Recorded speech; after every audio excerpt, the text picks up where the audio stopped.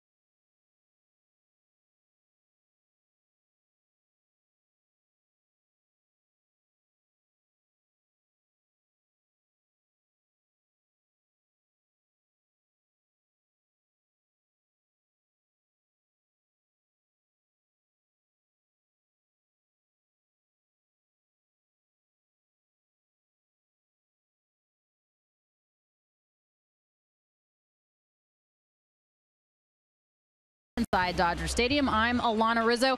The big news earlier today was the progress of Clayton Kershaw, who threw off of the mound for the first time since being placed on the disabled list. Time now for the Kerlin-Jobe injury report. Everything was fine, according to Clayton Kershaw. In fact, Dave Roberts said it was better than fine. He threw a 55-pitch bullpen session today after being placed on the DL back on July 24th with that lower back strain. Used the entire pitch mix, and it looks like he'll throw another bullpen in about 2 to 3 days before going out on a simulated game and then a rehab assignment. Right now it's the Padres and the Dodgers, two very different paths for these teams. In 2017, the Dodgers on a meteoric and historic pace. This season, the Padres just trying to get back on track. We'll be right back.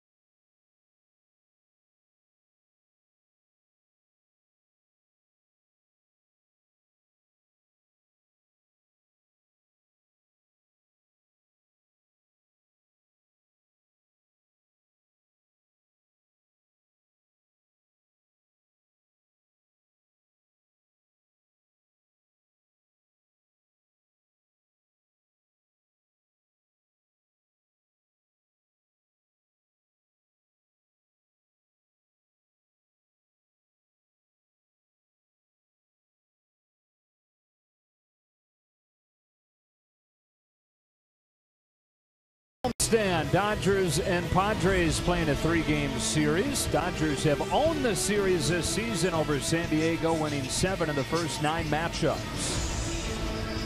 Coming off a 7-2 road trip where they took 2 of 3 from Atlanta. They swept New York and then came back to win 2 of 3 from Arizona after losing the opener. These Dodgers have really dominated the Padres since 2015. They are 32-15. It really shows that the Padres have been trying to rebuild, and the Dodgers are perennial contenders and champions. 81-33. That is the best record in the National League through this many games since 1944, when the St. Louis Cardinals were a touch better than this. They went on to win the World Series.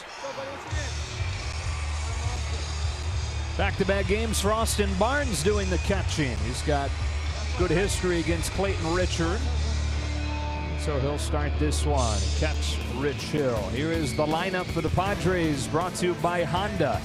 Dead last in the majors, scoring less than 4 runs per game. Manuel Margot leads things off.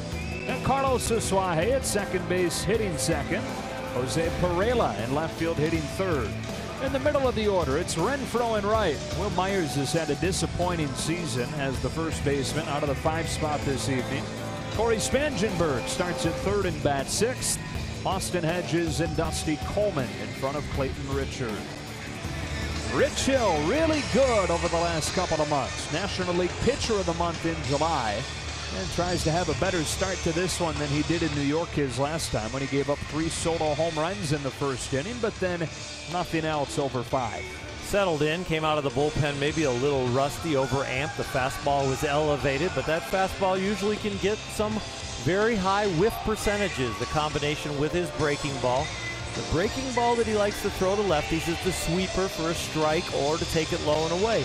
And then the breaking ball to righties, he likes to keep the ball away there too. He backdoors that breaking ball. Hitters give up on it and they take it for a strike.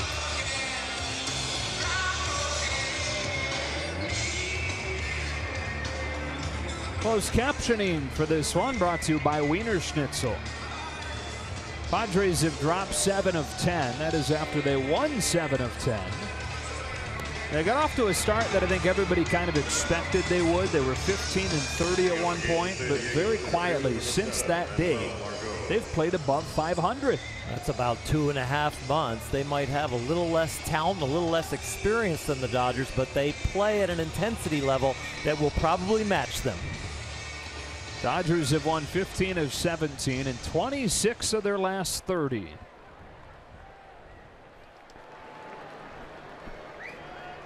So we are all ready to go. Dodgers off of the road and ready to play a rare August home game.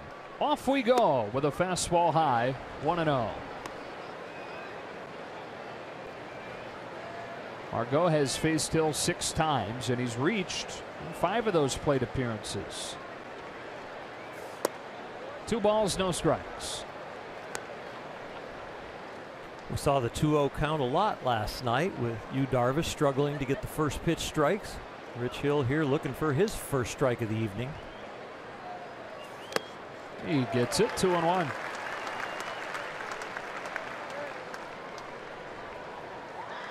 On the 22-year-old Manny Margot. They have high hopes for this guy. Very young roster. He's one of the headliners of those young players. 2-2.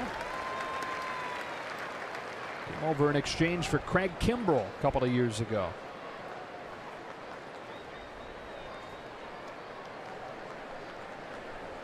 Hill pitches 2-2 and strikes him out with his first back foot breaking ball. Nice start to the evening for Rich Hill and for the Dodgers. Fall behind 2-0, but then get back on the beam and punch him out with that breaking ball.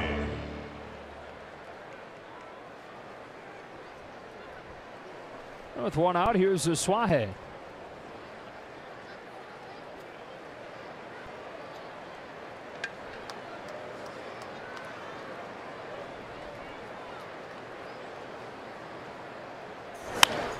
He goes after the first pitch. Forsythe knocks down a short hop. 2 up and 2 down on only 6 pitches for Hill.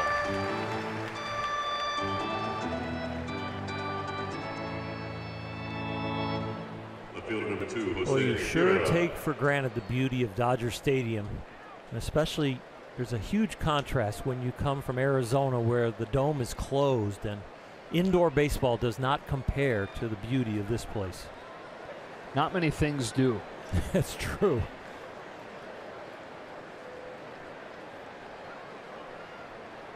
So 2 outs and the base is empty. Here's Jose Pereira taking a strike. First regular opportunity for this guy, and he's put up pretty good numbers, hitting above 300. Strike 2. Strong young man. He's got very good bat speed, and he's not afraid to swing it. As he builds experience and how people are trying to get him out, he's going to become a much better hitter. 27 years old, a couple of years with the Yankees. And now in his 2nd year in San Diego. Plays off a high fastball, 1-2.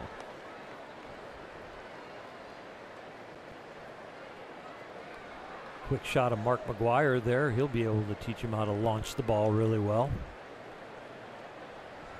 Working with Will Myers there.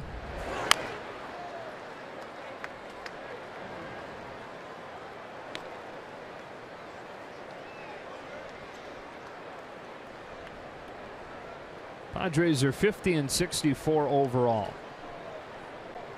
On pace to be way better than they were last year when they went 68-94, worst record in the National League.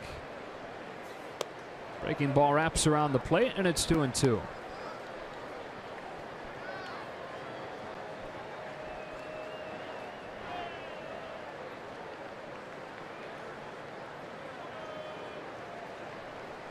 Hill looking for a 1-2-3 first inning. Perella battling, still 2 balls and 2 strikes.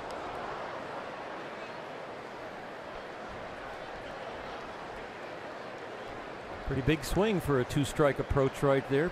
Getting a good read on the spin of the curveball.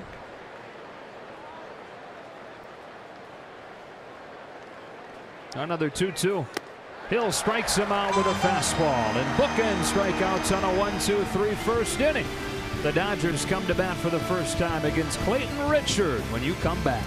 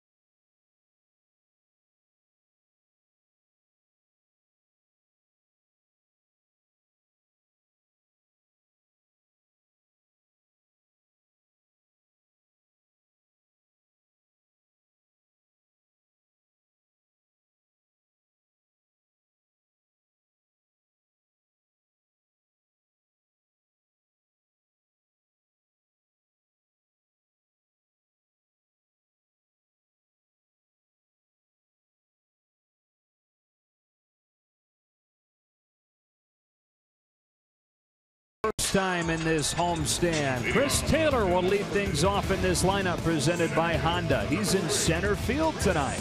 Corey Seager's at short hitting second. Turner at third hitting third. Then Bellinger at first. Logan Forsythe has started to swing a hot bat. He's at second. Kike Hernandez in left. Barnes does the catching, and Puig is in right. Second night of the season, Clayton Richard looked like Cy Young.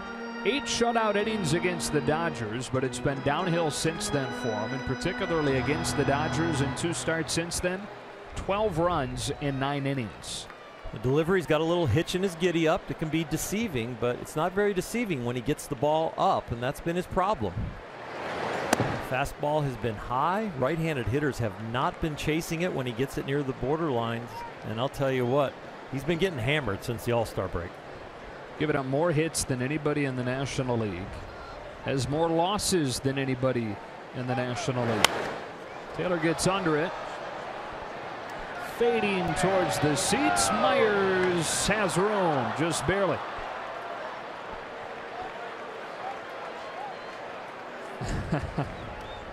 Their nights are made. Corey Seager. Well, the kids could actually interfere if they wanted to, because reaching into the stands, the fielder is fair game, and maybe in a few more years he'll be above that glove. Will saying to him, that this one's mine. You already have a ball of your own. Kid's holding one ball in his left hand and put the glove up. And what a moment for him. Corey Seager hits a high fly ball to right. Back goes Renfroe to the warning track for out number 2. Didn't miss it by much, but 2 outs on 3 pitches for Richard. Number 10, Justin Turner.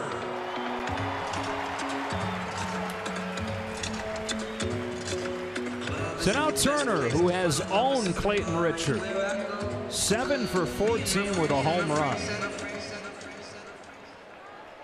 Although, to be fair to Richard, Turner has owned a lot of guys over the last year or two.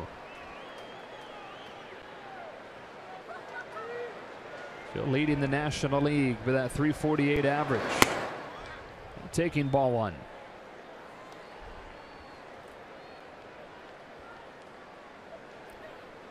A unique style on the mound and a unique style at the plate.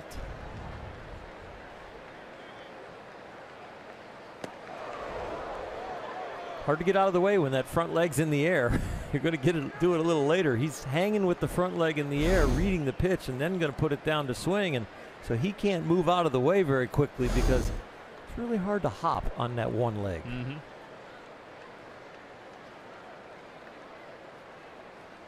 Here's a 2-0. Strike one.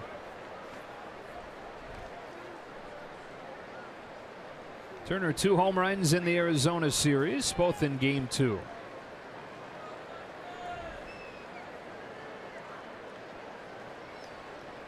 Richard back home with a 2-1. That's by the hands, and Turner's ahead 3-1. Richard looking in there going, where was that pitch? And now he's signaling to the umpire like, was it up?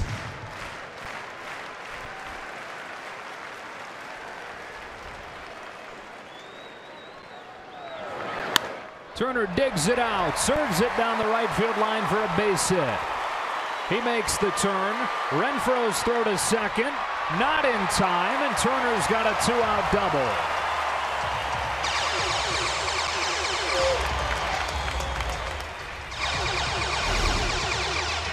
Justin times this perfectly, just golf shots it down the right field line, then just strides it out into the double. He made it a little closer than you'd like, but Justin is just making sure that the legs are not too tender, that he gets there just in the nick of time. Did you plan that, Justin time? I did not, but thanks for catching it. Yeah, well done. So a 2-out RBI chance for Cody Bellinger in a scoreless first inning.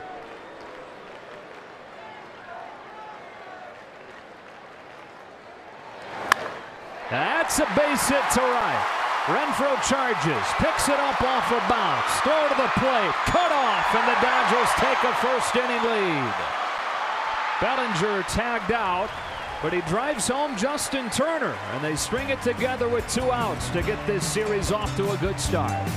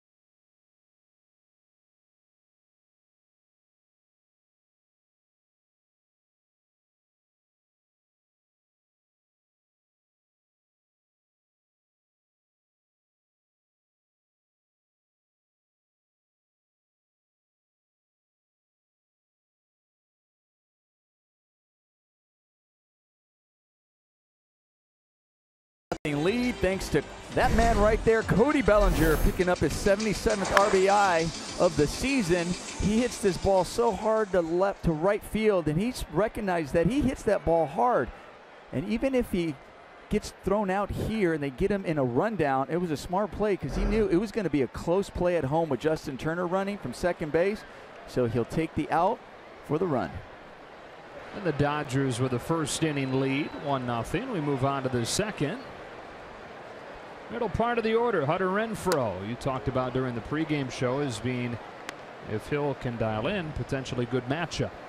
It should be with the up fastball. I think Renfroe is a mistake hitter with a pretty much a slider speed bat. So when he does his damage, you pretty much are hitting his bat, where you just have to come in the strike zone, and he likes the ball up. I think he's somebody you really can be pitched to. Ridiculous numbers against the Dodgers, but they are somewhat skewed because of one magical night, his debut week last year. 2 home runs, 7 RBIs in one game. That included a home run that went to the top of the Western Metal Supply building down the left field line in San Diego. It's a curve for a strike, and it's full.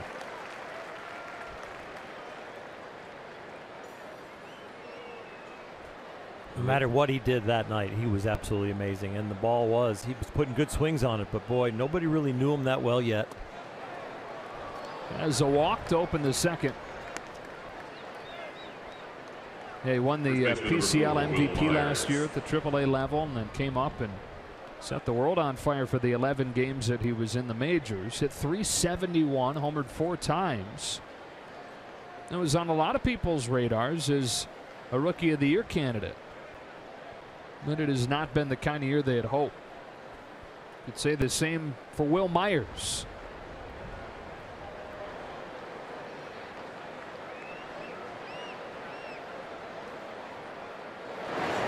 Myers hit above 300 in April, but is hitting .214 since then. That is the 3rd lowest average in baseball in that span. Well, here's a situation where he's going to get some pitches, no out and the man on first, but I'm sure being labeled the only guy in the lineup, don't let this guy beat you, he doesn't get very many pitches to hit. And the league took advantage of that starting in May. 1-1.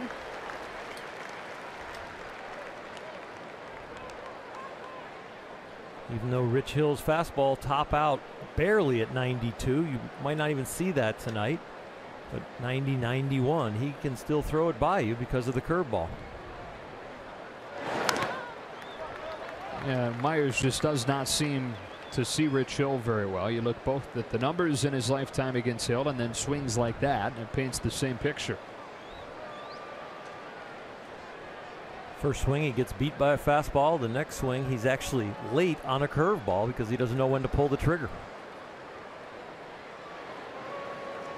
Has struck out more than any player in the National League this year. Almost did again. That one's a little bit up and away, and it's 2-2.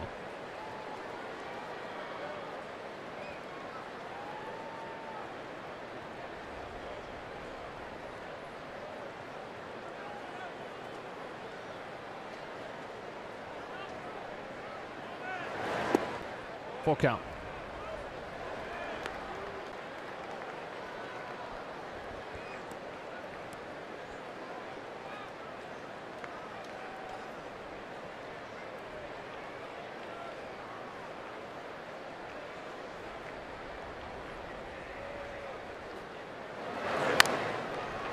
Again. Rich Hill has pitched well in his last 6 starts, other than maybe a little nicked up in the last one. And the Dodgers have been really fortunate when he has pitched. They've won all 6 of his last 6 starts, and he's 4-0 personally with a 2 ERA, but they have played well behind him. And of course, is after first couple months of the year where he just couldn't get any momentum, had an ERA above 5. Comes back to strike out Myers. 3rd punch out of the game for Hill, and 1 away in the second.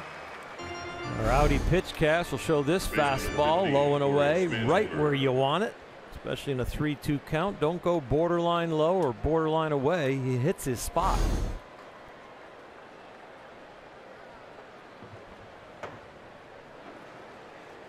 One on, one out. Here's Corey Spangenberg. Ball 1.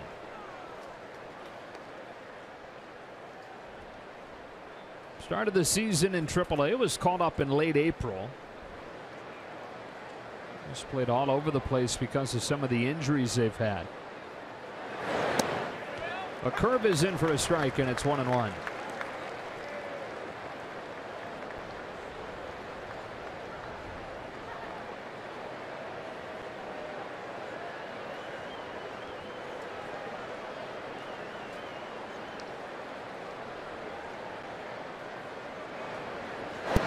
Nasty pitch, 1-2.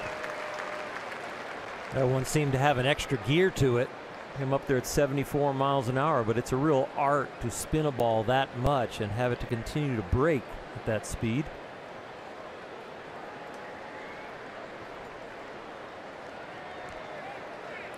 Barnes sets the target low and away, and a toss over to first.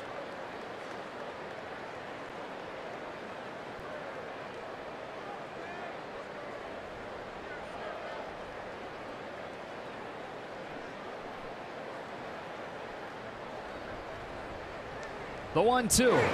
Dropped down and missed outside. 2 balls, 2 strikes. We saw a little bit more of that in New York last weekend than we'd seen all year. It is kind of coming back for him. He really took away the whole windup when he went through his struggles and went to an abbreviated windup, stopped going down on the down underside.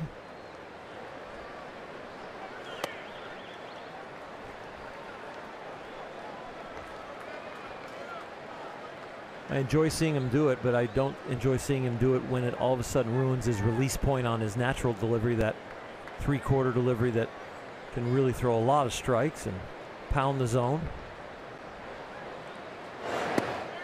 Second walk of the inning. Pitcher number 18, Austin Hedges. So first and second with 1 out. Here's Austin Hedges.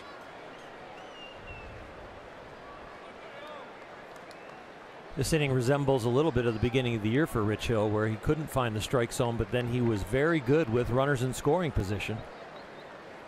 It was the data that sent the front office down to him and said, you know, you might want to pitch more from the stretch because that's where you're most effective. That's when it all kind of turned around for him in an outing against Anaheim in late June. And a jam here in the second. Starts Hedges with a curve for strike 1. In jams, though, has been really good. Third in baseball.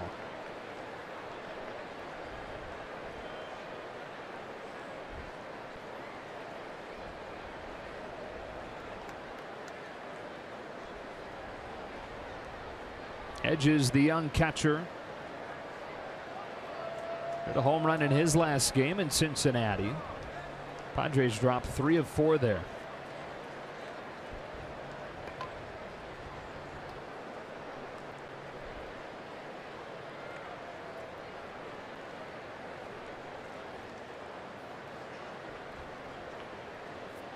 Trying to find some rhythm here. Sometimes he doesn't have any rhythm because he's throwing balls in this inning, and other times he just can't get on the same page.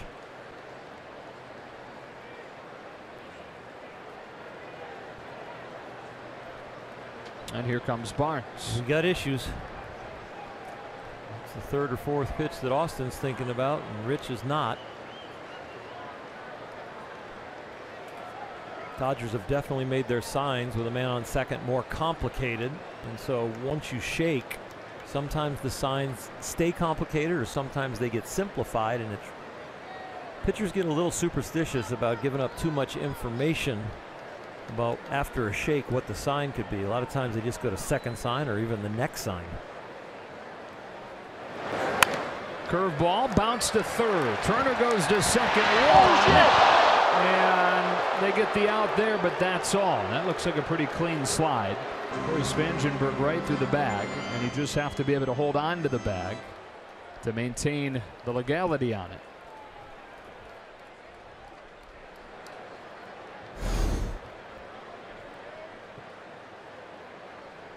Well, in this one, we all know the new rule where you got to slide it in the bag, and for Logan Forsythe, and we've seen him where he actually stays on there longer. We see a lot of second basemen do it. It was a clean slide. He went right into the bag. You can see no reaction from Logan Forsythe. The other thing, too, now with the replay and that there's no neighborhood play, you have your second baseman staying on there longer, too, and making sure of that out before he's getting out of the way. And we all know sometimes you just take your hit, you stumble. Good thing he held on to the ball. No run is scored. So 2 outs and runners at the corners. And it's up to Dusty Coleman.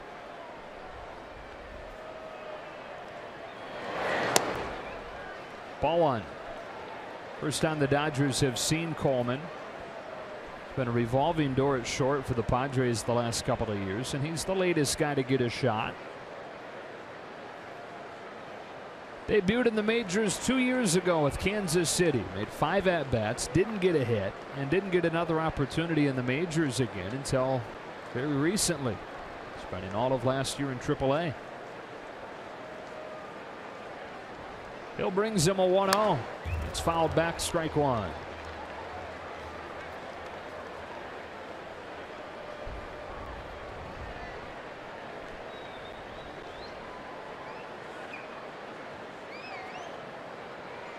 One of 11 shortstops they've had start over the last year plus. Eric Ibar had been the guy. He's out with an injury. 2-1.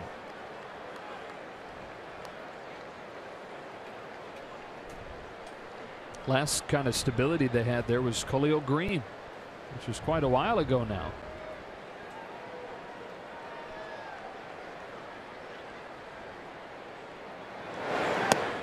That's in for a strike, 2-2.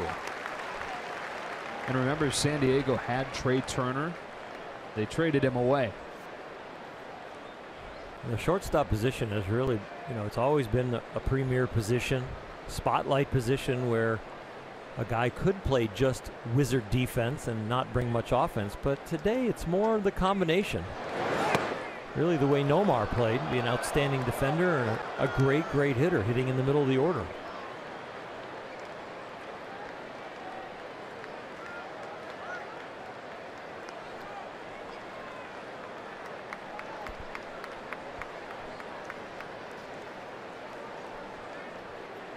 Hill trying to get out of this second inning jam. His payoff gets Coleman swinging.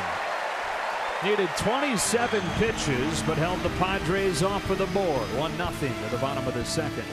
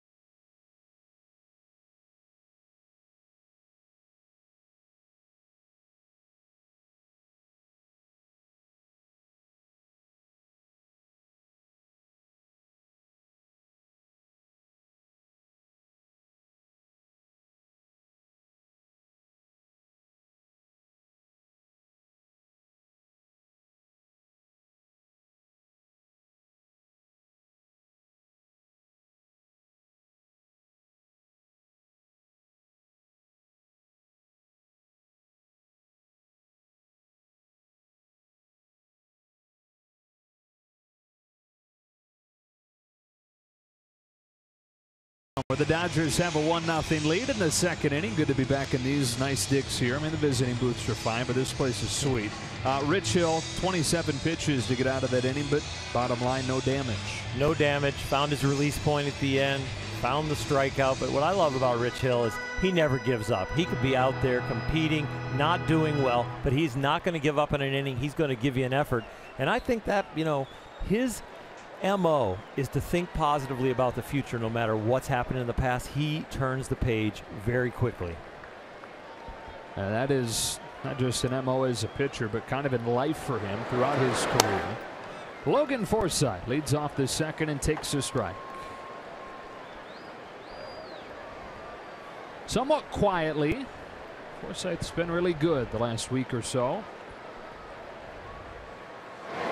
I mean, you better make it loud if it's not going to be quiet in this group, right? It's easy to get overshadowed. Well, there's always somebody that's doing really big things. So if you're just kind of plugging away and following along and really doing much better than you were before, you might not get noticed. Here's the 1-1 to him. He hits it foul, 1-2. Very small sample size, but just to kind of give you an example of what we're talking about. The last 5 games, his on-base percentage is way above 500. Hitting the board more than half of the time.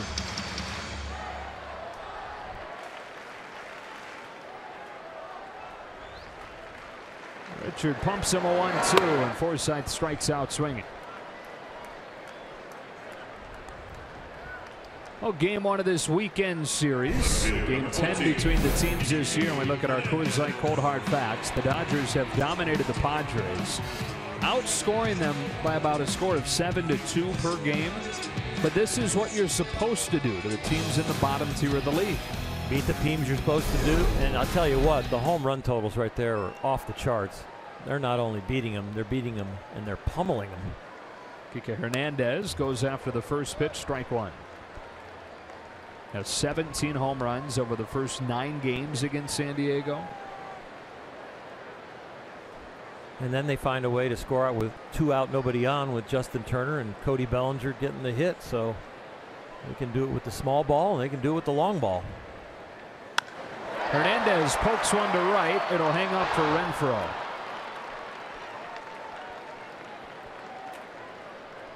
So 2 up and 2 down for Richard. Austin Barnes.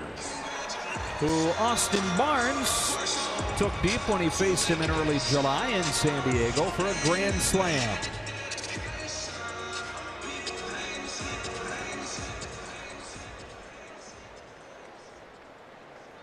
Back-to-back starts for him. Everything fine with Grandal. Dave Roberts just saying Barnes has been so good, and especially against left-handed pitching, that he warrants continued playing time. Go down for batting practice, they hang out around the cage, and sometimes you're distracted from watching the hitter in the cage. You turn and have a conversation with somebody, but then you hear some unbelievable sounds. And you turn and you go, oh, that must be Puig, but it must be Seager. And I turned today after 3 cracks of the bat going, who's in the cage? And it was Austin Barnes hitting rockets like this. And balls were going like midway up the bleachers in left field, and I'm like, God, this guy packs a lot of power.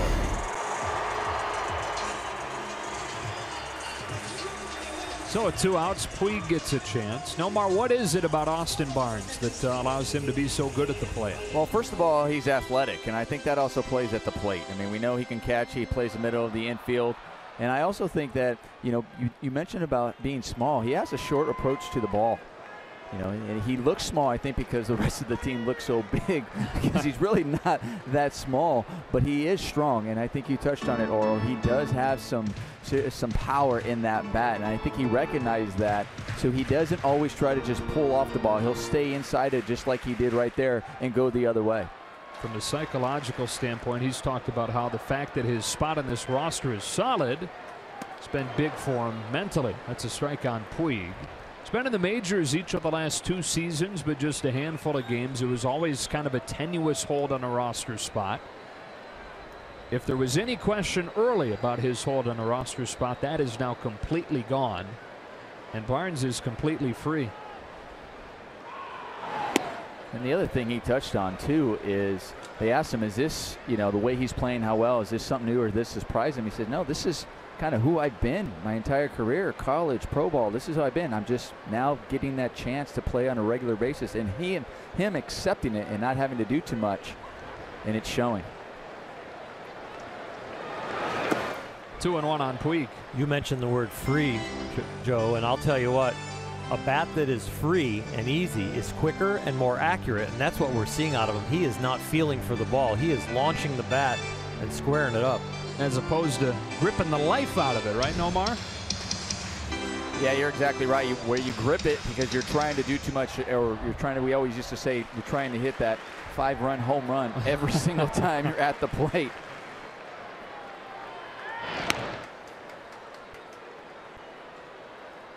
It's another thing that Yasiel Puig has improved at. See him going the other way a lot more frequently. He's talked openly about that becoming part of his plan when it never really was before. Barnes at first with 2 out, a 2-1. Just outside, 3 balls and a strike.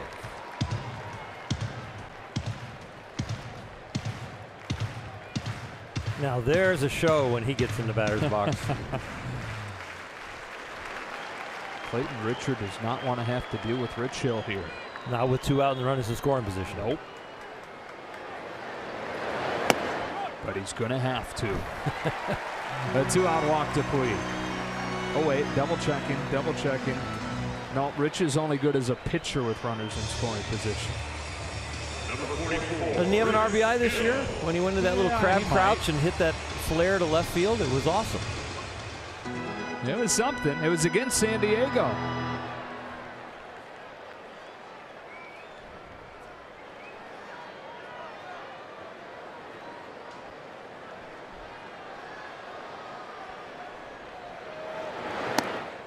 Outside, ball 1. This is, I mean, there's so many moments this season that were a ton of fun. These base hits, a different kind of fun, but they're up there. As you can see from this replay, he has changed his stance, so he's in more upright posture now. A little more powerful stance, been working with Turner Ward. I'm not sure Turner Ward would like us to say that in public. Doesn't claim him? Yeah. He'll claim Clayton. Clayton's got a nice swing.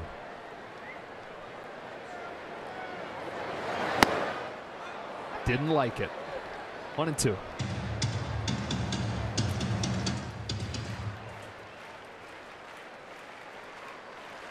The endearing part, though, is that Rich Hill really does care about his city. For sure. Really grinds away at it. Richard gets him, and the inning is over. Dodgers leave him at first and second, but after 2, lead 1-0.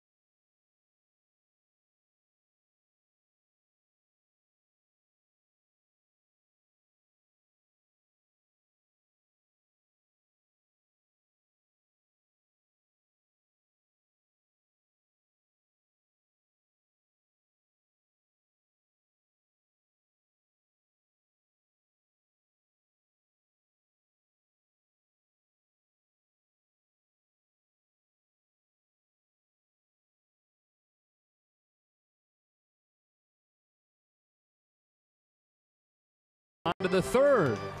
And fans, MLB.tv every night, every device. Watch every out-of-market regular season game live, plus get a free subscription to At Bat Premium, the #1 app in live baseball. Blackout and other restrictions apply. Visit MLB.tv for details. Where would you rather be? I mean, maybe a little closer than that, but where would you rather be than Dodger Stadium? When I was active, I snuck up there every once in a while, just in street clothes. Tommy wouldn't know. Yeah. Just to see what it looked like and to feel it and go, you know what? And I did it more often than not when I was in a slump. Just to kind of get a perspective on this is how special this is. Don't be in a bad mood. Don't feel down. Go back out there and try and turn it around. 1 ball and 1 strike on Clayton Richard leading off this inning.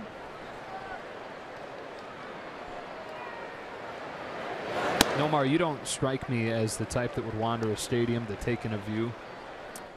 Not in like the stands or anything like that. There's sometimes I would go out there early and actually take in the view from shortstop just to get a feel of it, but not quite like Oro did. Little roller to Turner and Richard the first out. He was playing. That's true. Yeah, there were no off days. He didn't have many Nomar. off days. It wasn't like Jay Johnstone, who used the old Dodger, who used to put on the overalls and drag the infield with the groundskeepers. Yeah, no, there would be sometimes though I'd get out there early and just check the dirt, especially in a new stadium, to see how it might play or how it feels, and then you'd wait for batting practice to take your ground balls. But I wasn't dragging it. Speaking of the surface, though, as Margot climbs in and takes strike 1, you get one of the things you get new perspective for, new appreciation for, is the surface here once you spend a few days at other stadiums. And these are gorgeous major league parks that we're going to. That's a high fly ball to deep left center. Hernandez back onto the track. That's gone. This game is tied. Margot's 11th of the season, and it's 1-1.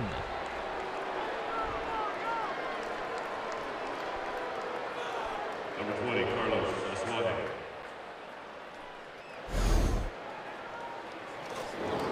High breaking ball, and he just gets it enough barrel to get it out of here, almost off the end of the bat because the speed was slow, but it was up enough where he could still get to it.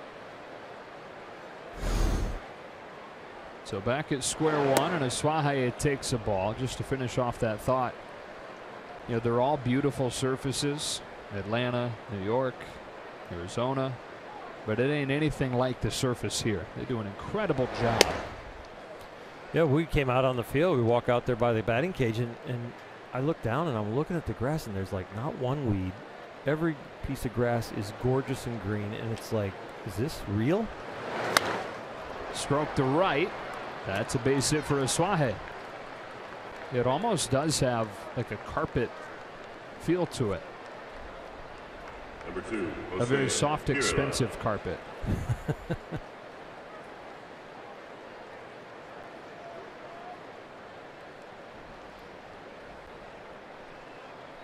So Margot with a home run, Aswahe with a single, and Perela comes up.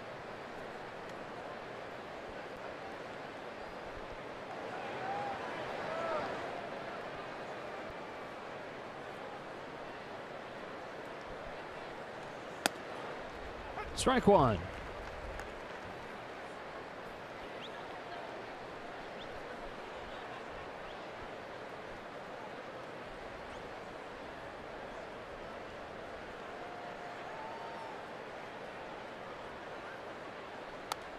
Oh, 2. So Hill is now allowed 2 runs against the Padres in his time with the Dodgers, both off solo home runs. One from Hunter Renfroe and now one from Manny Margot. It's the only way that he gave up runs his last time out in New York with the 3 home runs in the first inning. Comes back to strike out Perela. Here it is, his 5th, 2 out. Didn't give him time to time the delivery there. Slide step fastball beat him inside. Number 10, Renfroe.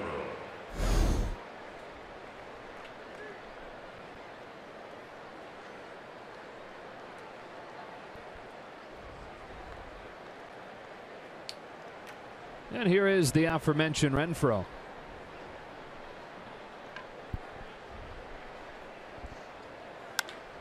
Solid base hit into left center.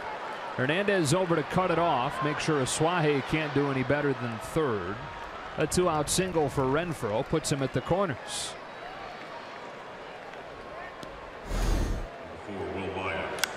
Renfroe not waiting around for the walk. Picks on a fastball away, extends the arms, and hits the line drive.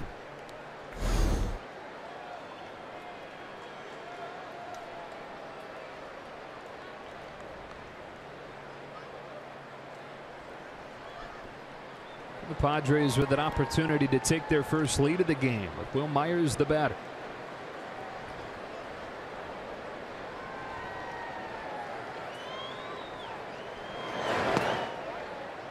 Been a rough year for him, but he says something recently clicked for him in the cage when he was grinding away, trying to find out mechanically what was wrong.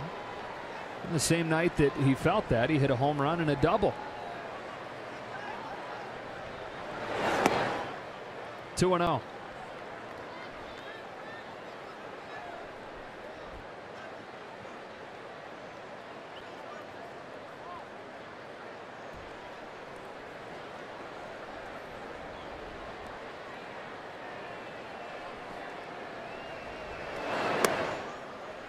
Three and 0.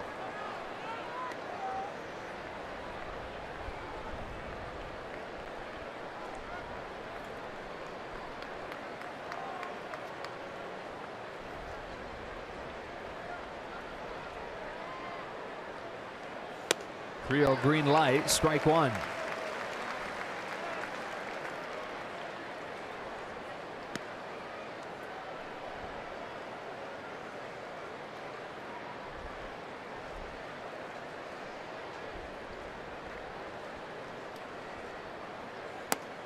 On the corner, strike two.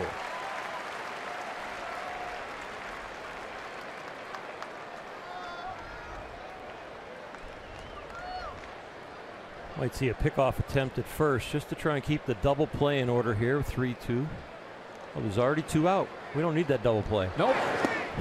We don't. We needed an out though, not a walk. Loaded up. Excuse me. Number 15, Corey Spangenberg. Third walk issued by Hill, and Corey Spangenberg comes up with the bases loaded in a 1-1 game.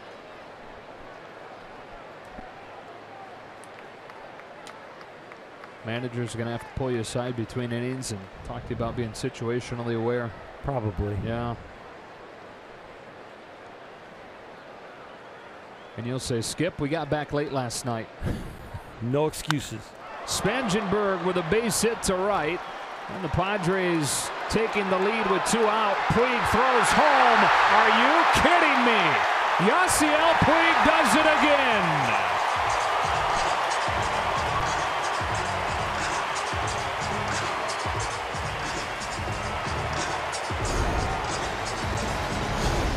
An amazing arm from Yasiel Puig. Not only the strength, but the accuracy. Austin Barnes' athleticism puts the tag on.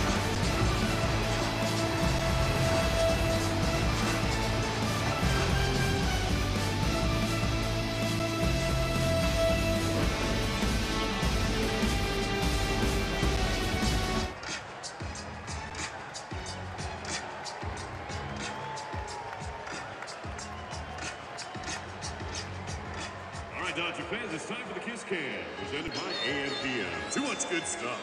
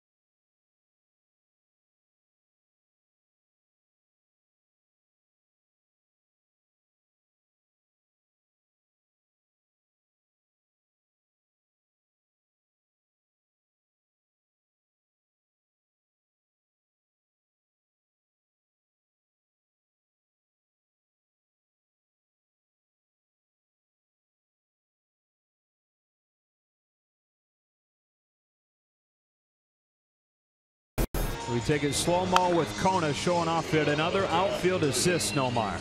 Well, what I love was the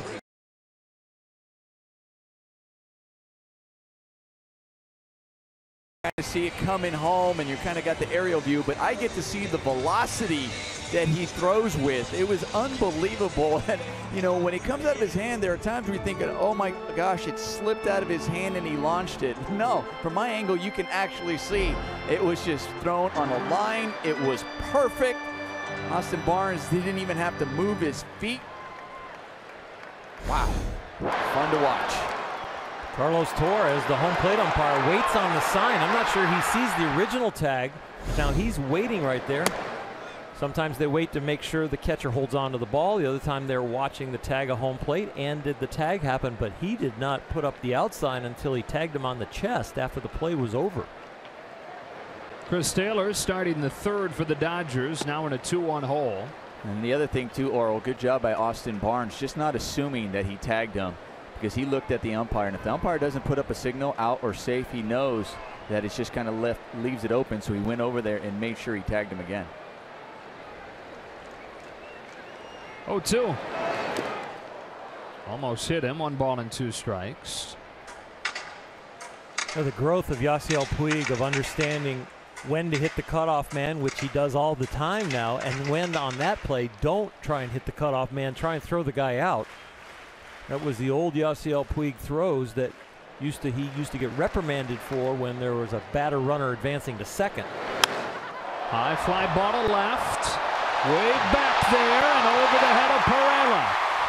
Chris Taylor has a double to open the third.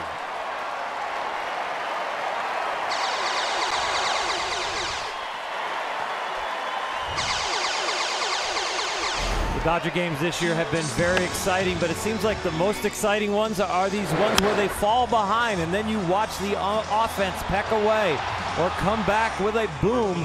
Chris Taylor leading it off here. These Dodgers, when Chris Taylor leads off for the Dodgers, they are 28-5. They've kind of settled into this top 4 in the lineup. This is the 16th time out of the last 17 games they've gone Taylor, Seager, Turner, Bellinger. Oh, they promptly put the tying run in scoring position. Corey Seager takes ball 1. Flied out to the warning track and right, his first time up.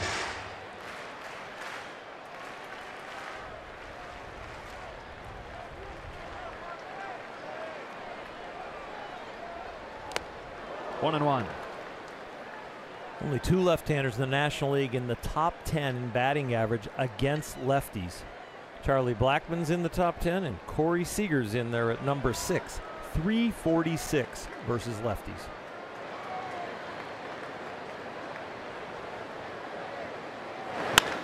Opposite field base hit. Taylor will stop at third, and the Dodgers are at the corners with nobody out.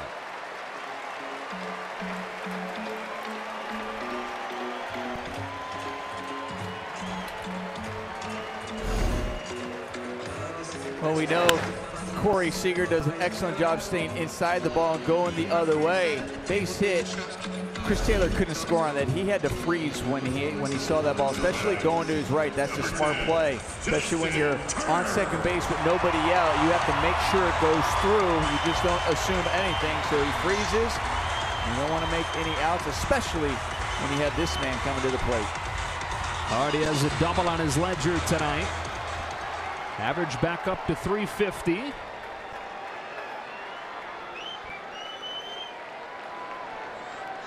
And facing a guy that he loves to face in Clayton Richard. Padres getting 2 in the top of this inning to take the lead, but the Dodgers threatening to answer right back. Turner takes strike 1. As Turner has changed his swing and now has that uppercut swing, that backspinning effect on the ball, it has made him extra effective against sinker ballers, kind of by overcompensating. He's going to get under the ball where the goal of the pitcher is to do the opposite. You know, instead of trying to hit the line drive and hitting the top of it, he's trying to hit the bottom of it. Instead, it hits him. They check down to first to see if there's a swing. No swing. Bases loaded. Bases loaded, and Cody Bellinger coming up. Justin a little closer to the plate against Richard because of the sinker baller away, forcing him to come inside, and Richard makes a mistake right on top of the plate, pulls it in there about 8 inches, catches him on the thigh.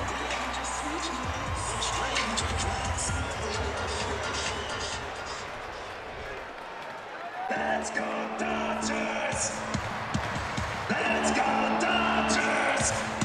Now Bellinger brought home the Dodger first run with a base hit back in the first inning. He's got Taylor at third, Seager at second, and Turner at first.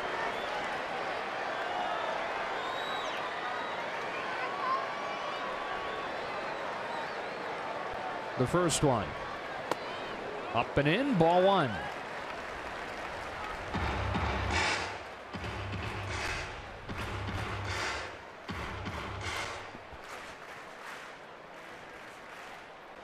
Has one grand slam in his career. Came against San Diego. Trying to come through again here. Nice pitch by Richard, even the count up.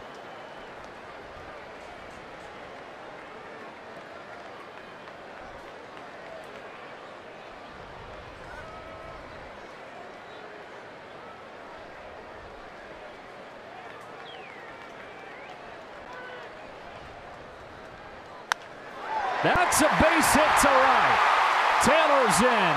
Seager stopped at third. Station to station, a tie game. Bellinger's knocked in both Dodger runs. As a defensive player, you think about where to throw the ball if it's hit to you. As a third base coach, you think about the situation. Bases loaded, no out, down by one. Bellinger up. Forsythe on deck. Bellinger does his job. And Chris Woodward at third base doesn't push the envelope with Corey Seager rounding. He holds him up, keeps the inning intact. That young man is picking up base hits along with those 33 home runs. Pretty special hitter, isn't he, Omar? He really is. There are times where you're thinking, okay, is the league adjusting to Cody Bellinger? Do you think they may have found a hole in his swing, and then they'll attack it, and then he makes the adjustment and he comes through? And he seems like he's one of those guys that more and more watching him, very similar to Adrian Gonzalez. What I mean by that is when you see a guy in scoring position, he believes, I'm the guy, that's my RBI, and he does what it takes to knock them in. So now Forsythe, with the bases loaded, takes a strike.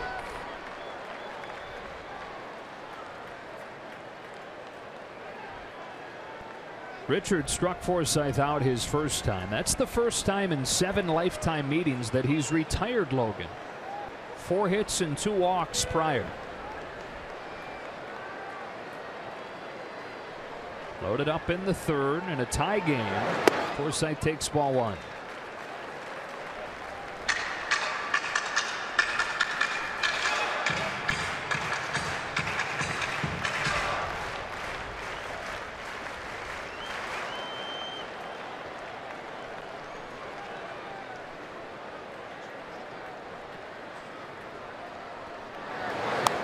Check swing foul, and he's in a 1-2 hole. You want to stay away from the strikeout and the double play. Dodgers in a position now with bases loaded, no out. They can advance guys 90 feet, give up an out each time, and be up by 2 runs at the end of this inning.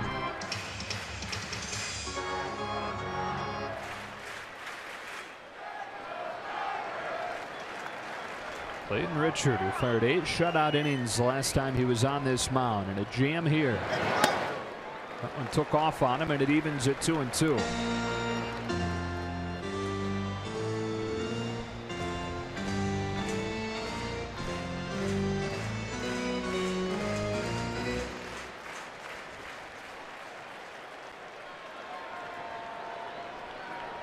Bases loaded, nobody out, and a 2-2 game in the third inning here in the series opener between the Dodgers and the Padres.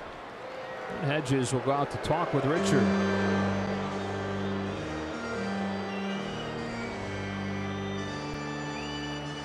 Oldest member of this young San Diego roster. Turns 34 in a few weeks.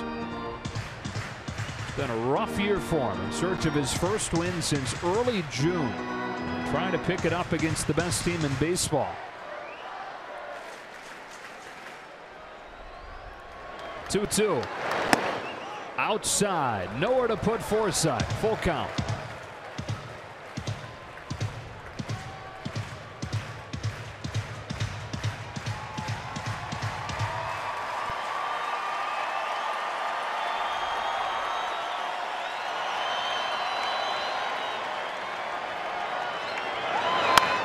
High drive foul. You know, the overall body of work for Forsythe in his first year with the Dodgers has been disappointing. He has been pretty good in big spots. Only Dodger with multiple walk-off hits this year. Out of the clutch numbers, above average. Early, but a big spot in this one. Another 3-2. Back to the mound. Should be 2. There's 1 and 2. A 1-2-3 double play, and Richard now an out away from getting out of this inning with no further damage. Well, Richard didn't melt down the big situation, fielded his position cleanly, didn't panic once he got the ball, threw a strike to home twice and got 2 outs.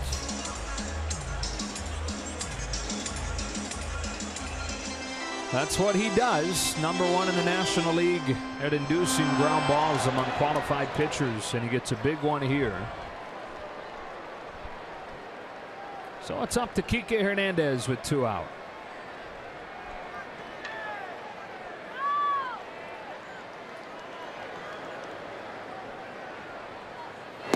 Ball 1. Kike crushed a line drive to right field in his first at bat. He gains a lot of confidence when he hits the ball hard. He has struggled throughout the last few years hitting for a high average, but it seems like when he gets on a roll and starts hitting the ball hard, he feels really good at the plate. It's been especially against lefties this year on this 1-0. Takes inside, and he's in the driver's seat in this count at 2-0. You talk about hitting it hard. 20 of his 29 hits against lefties have been for extra bases.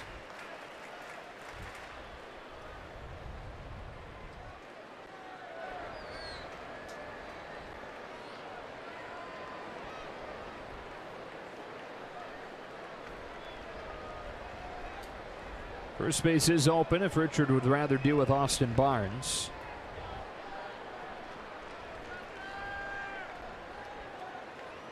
Barnes singled against him his first time. Here comes a 2-0. Ball 3.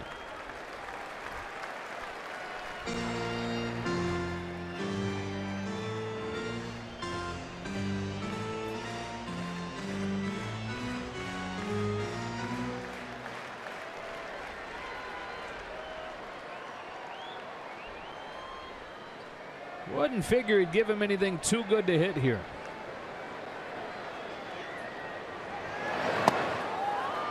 A 4-pitch walk, and the bases loaded again.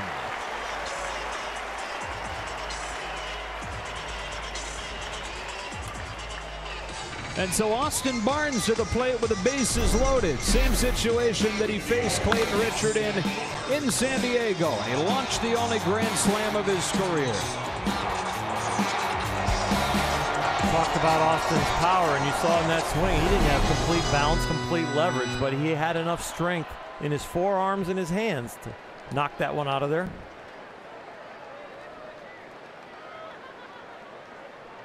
Dodgers 3 hits, a hit batsman, and a walk in this inning, but only 1 run to show for it. Came on Cody Bellinger's second RBI single of the night.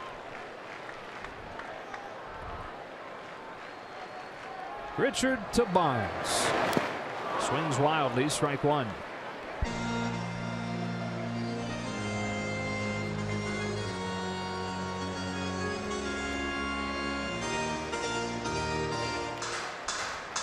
Local guy out of Riverside, California. And living a dream ever since he put on Dodger blue. Grew up coming to games here. Drafted by the Marlins, traded to the Dodgers.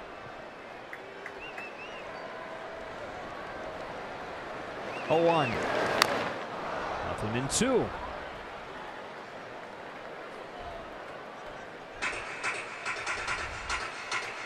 Attacked him with a couple breaking balls. After that, he has been going up the ladder a few times to see if somebody will chase. Austin will have to be disciplined here if he gets a high pitch.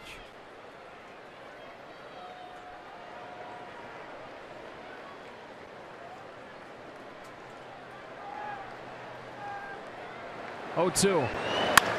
Ground ball to short. Dusty Coleman feeds the bag, and the inning is over. Boy, a missed opportunity for the Dodgers here in the third. They settle for 1, and it's tied at 2.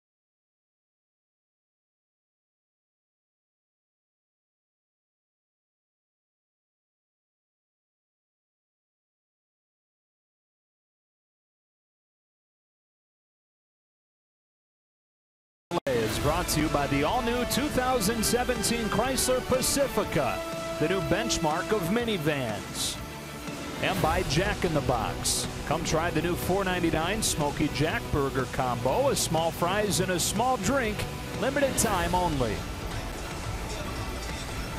Well, it was on this date back in 1951 that the first color TV broadcast of a Major League Baseball game was held, and it was at Ebbets Field. Braves and Dodgers. That is Red Barber, Vin Scully's mentor, who called the game on WCBS New York. Red actually called the very first televised Major League game as well. It was 12 years before that, also at Ebbets Field. They broadcast it throughout New York thanks to a satellite on top of the Empire State Building. And it was estimated that less than 1,000 people actually were able to watch it. Nobody had TVs at that point. Those that did tuned in, we're glad they did. Almost a century later, and that it's a thing. It means we have jobs. That's hit foul. No balls and 2 strikes on Austin Hedges, leading off the 4th in a tie game.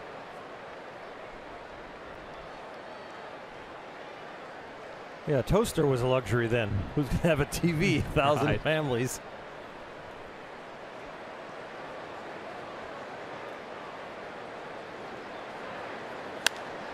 Hedges gets under this one.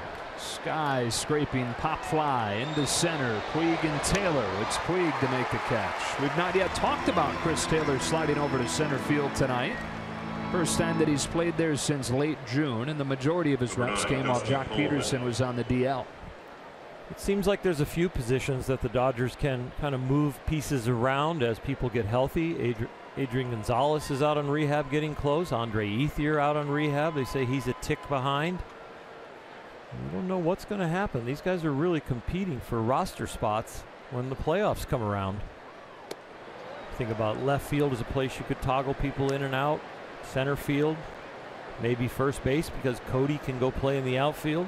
Maybe even a little bit at second base with Forsythe, Utley, and Taylor can come in from the outfield and play a little second. 1-1. I don't think much will happen at third base with Justin Turner, Corey Seager at short, Yasiel Puig in right. Behind the plate, the combo is working just fine with Grandal and Barnes. Farmer here now as a security blanket and an extra bat. 1-2 on Dusty Coleman.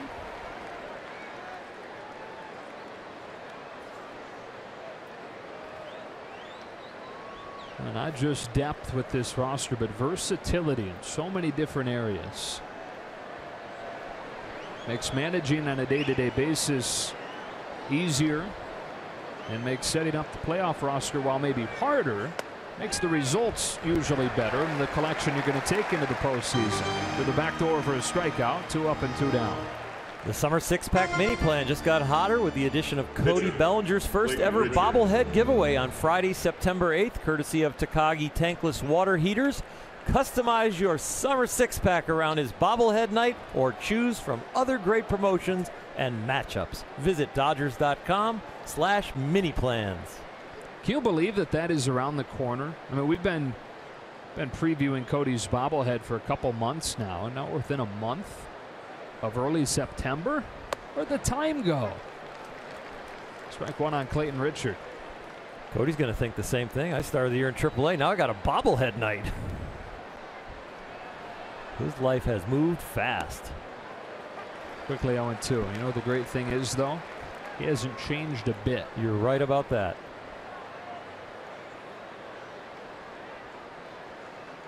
Nomar made that kind of splash when he came to the big leagues. Rich Hill with a lightning quick 4th inning, striking out both Coleman and Richard. The 2-2 game as we go to the bottom of the 4th.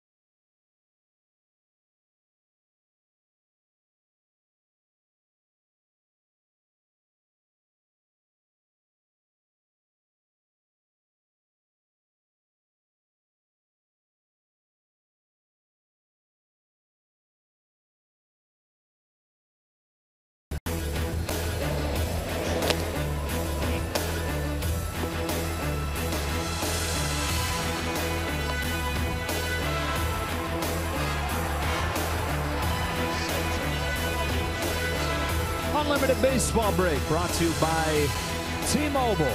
Yu Darvish, back-to-back 10 strikeout games to debut his time with the Dodgers. The only other guys to do that for any teams since 1900. Rich Hill did it to begin his time with Boston, earning him the contract with Oakland the following year.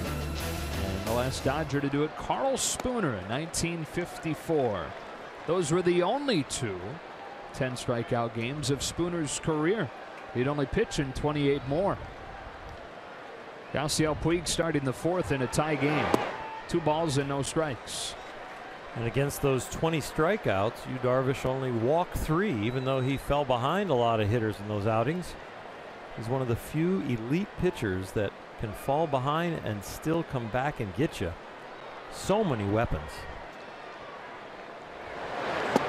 3-0 on Puig. So Dave Roberts mentioned Yu's slow curveball that he used at the end of the 4th and 5th innings of last night's outing, and actually said to Rick Honeycutt during the game, "Where's that been all day?" You kind of said the same thing. Yeah, we're going to need to have a little conversation with him. That pitch is too valuable to wait until your 90th pitch to start throwing. Dave Roberts letting Carlos Torres hear it, say that ball is down. Full count now.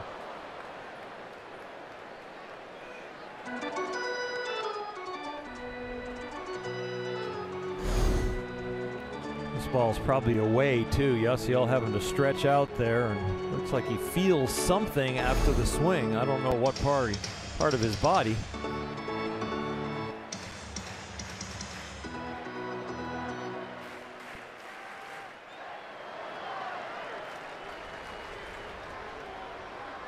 A payoff. And Puig has his second walk of the night against Richard. This one opens the fourth. Now, Richard has not been a guy that has walked many this season, but for whatever reason, he can't seem to get in the zone against the Dodgers. Of course, the Dodgers walk a lot against just about everybody, leading the majors in that category. Rich Hill in a sacrifice situation.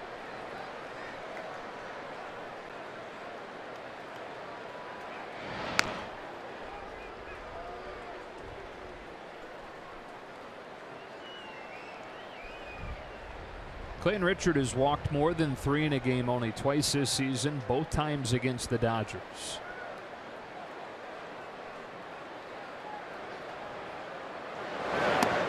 And here's the thing. I mean, when you're also hitting for power the way the Dodgers are, it's like pick your poison. Do you want to give them pitches to hit, or do you want to try and get them to chase? The problem with that is they chase less than any team in baseball. And that is preached on a daily basis with this offense. Dave Roberts, Turner Ward, they are always talking about scare them out of the strike zone, get them back in the strike zone by being patient. And that's an individual rhythm for every single hitter.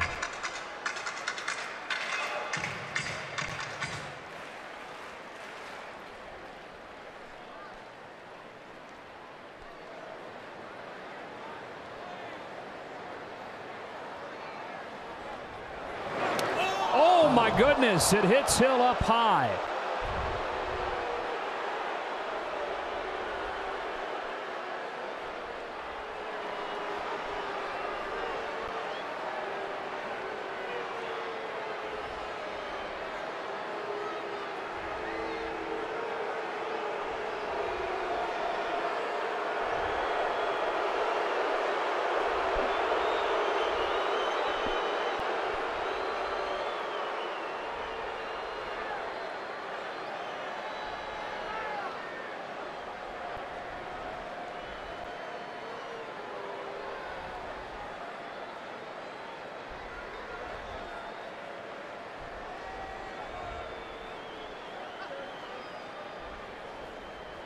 On first glance, it looks like it hit him in the neck. That is a great sign, just that he sits up.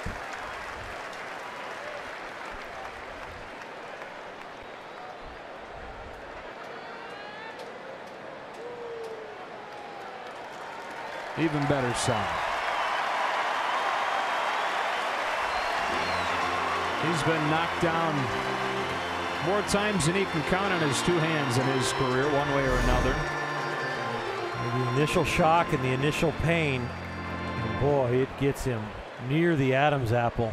You can't tell exactly, but thank God he has trained himself to turn the correct way. As that ball's coming at you, there's a moment where you don't know what to do, and then he had a very good reaction to remember to turn away from that ball. Well, look how red his neck is.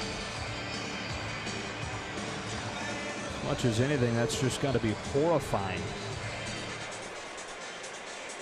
The first thing I thought about is you just don't want any swelling in that area. All of a sudden he has trouble breathing or something. That's what I was thinking about. I have no medical background at all, but I would just worry about that.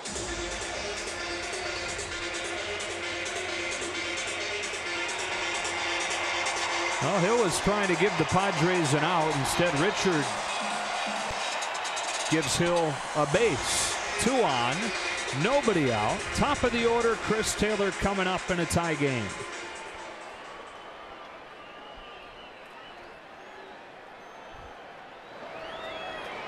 Doubled over the head of Perella in left field his last time up. Checks a swing and a strike. Now the flip side of the whole psychological part of it is that can be hard on a pitcher to come back and continue after he hits somebody up high. For Richard, it's fortunate that the next hitter is a right-hander, I think, for his psychological barrier. If the next hitter was a left-hander, that would be tough.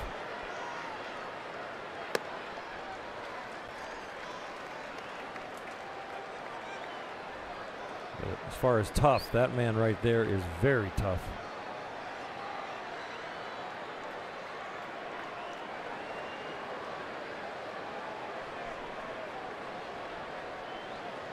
Already action down in that San Diego bullpen. Jose Torres. Richard has walked 3. He's hit 2.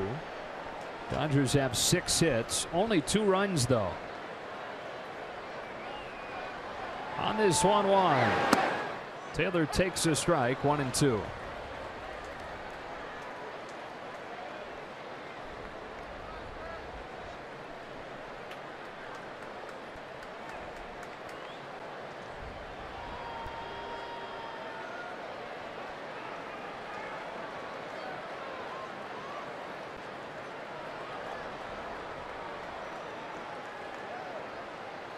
That's a big strikeout for Richard, and Taylor the first out of the 4th.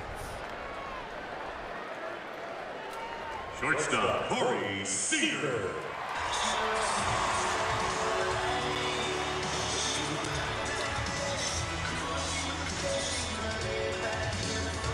So first and second with 1 out, and Corey Seager coming up. 1 for 2 today and hitting above 400 over the last 2 weeks.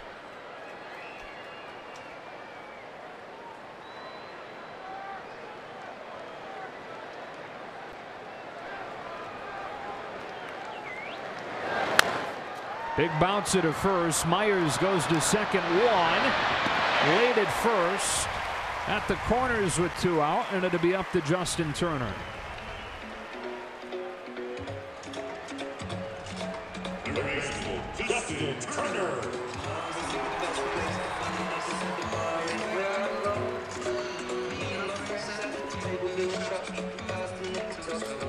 Yet to be retired tonight. Doubled down the right field line, and he was hit by a pitch on the back leg. And at this point, it's just really good to see Rich Hill looking like himself, walking around and presumably ready to come back in and pitch the 5th. I think they're sending him down the tunnel. The doc will want to look at him.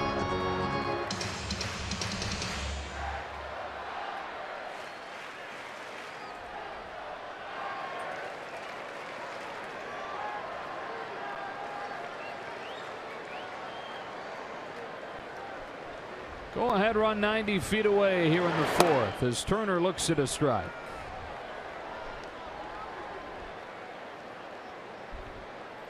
A pattern starting to develop on the way they're attacking Justin Turner. He's crowding the plate, guarding against the sinker away and trying to catch it early. And Richard has been trying to pound him in. Justin might cheat on one sooner or later in there. 1-1.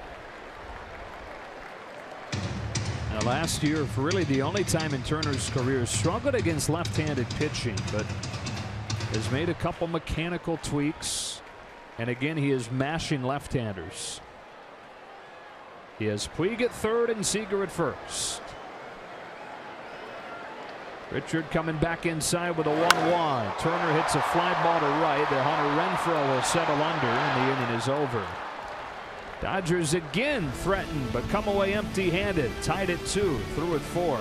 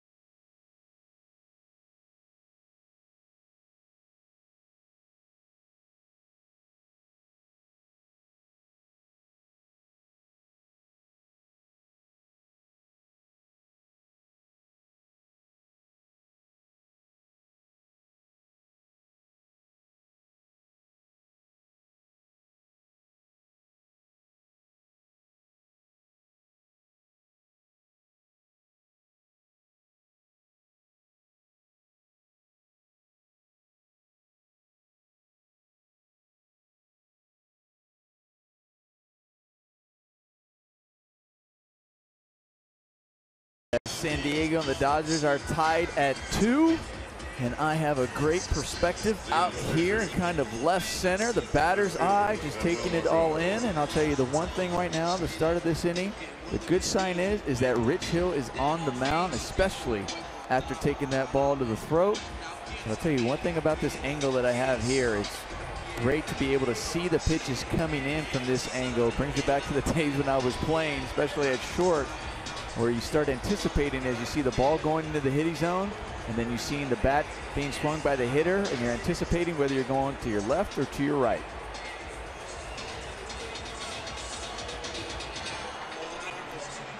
Gnomes, when you see that ball going in, if it was a breaking ball or a fastball, whatever it was it more the location or what the pitch was? A combination of both. I can actually, you would see the breaking ball. So if you obviously knew the signs from the catcher, so you're picking that up. And then when you see the breaking ball, you can actually see where it's going in the location. And based on the way the batter's swinging, because there's some guys whose bats don't stay through the zone, you can anticipate where he's going to hit it. Margot goes after the first pitch, sends it in your direction, Nomar. Easy play with Chris Taylor. 1 pitch, 1 out. Like that one, I knew it was coming right here. You might have been able to catch that had you brought a glove and hopped the fence. Second baseman, Carlos Aswahe. Did you ever get in your point, Gnome, where you got too aggressive with that, so you were making a step the wrong way? No, it was just, it wasn't necessarily always a step. It was just kind of a lean. I mean, you just read it. And then there were hitters where you couldn't do it, who actually got the bat in the zone and stayed through the zone longer. I'm picking a couple of Dodgers, especially as I'm out here, I see it. But I'll tell you a couple guys who do that really well is Chris Taylor. He gets the bat in there early and stays through the zone, so you really can't, you know, take a step left or right early, because even when the ball may come in on Chris Taylor, he's able to still keep that barrel and get inside of it and hit it the other way. Justin Turner's able to do that. As much as he always talks about lifting the ball or getting out in front, his bat actually gets to the zone and stays flat in there early. That may be his thought process, but I know what his bat's doing, and it gets in there so he can stay inside that ball. That's really interesting with Chris Taylor, because the analytics say that he has one of the highest batting averages with balls in play, and some people attribute that to a little bit of luck. And I've always thought he's a very hard guy to defend, and that's an extra point that Nomar said, because he sprays the ball over the field, and now Nomar's saying, and they get late jumps. Aswahe slices one through the hole for a base hit. So that would be a third factor to number one being the fact that he sprays the ball over, number two being his speed, and then number three, what Nomar's talking about. But the bat is in the area early and he keeps it through the zone, and you can't read it or get a really good jump on it, just determining where the pitch is or what the timing of it for the fielders. There was a few guys that I remember where I was like, wow, I really have to wait. Those guys are Albert Pujols. He got the bat in there. Lance Berkman, Michael Young, and Darren Erstad. All guys who can hit for average. Yeah. I mean, playing the Padres, the late great Tony Gwynn was that way too. We always felt like he had a steering wheel on his bat because no one reacted to his ground balls very quickly. And it's like, how did he find the hole again? Jose Pereira out in front of an off-speed pitch and in an 0-2 hole. Coming back from break, Nomar's headline was just Rich Hill back on the mound, and that is absolutely amazing. I mean, look at his neck. It's bright red. 91-mile-per-hour fastball to the neck. 1-2. Pitcher's jersey shouldn't look like his looks right now. That dirt all over the back of it. That's how it should look. The way it looks on the front.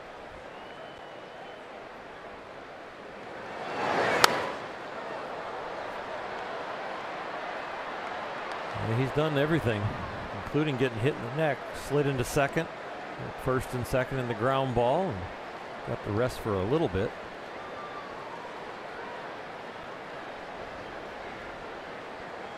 Padres getting both runs against him in the third. A home run from Margot.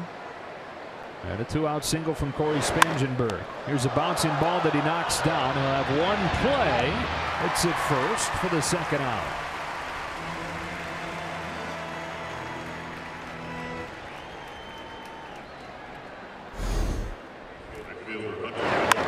The comebacker, and I'm sure it gives him a little bit of a flinch after what happened to him at the plate. Now he gets tested there. And he's just upset that the glove didn't hold it all. It almost knocked it completely off his hand. You can see he's just kind of holding on to his glove with his fingers.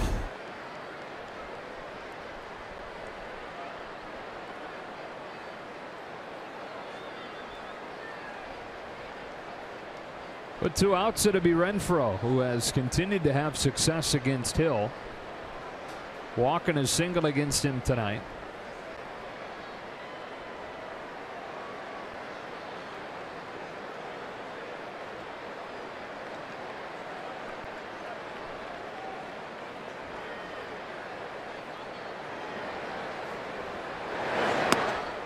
Ball 1.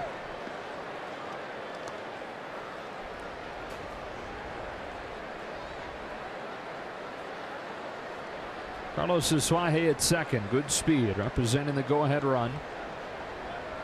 And Hunter Renfroe, the batter.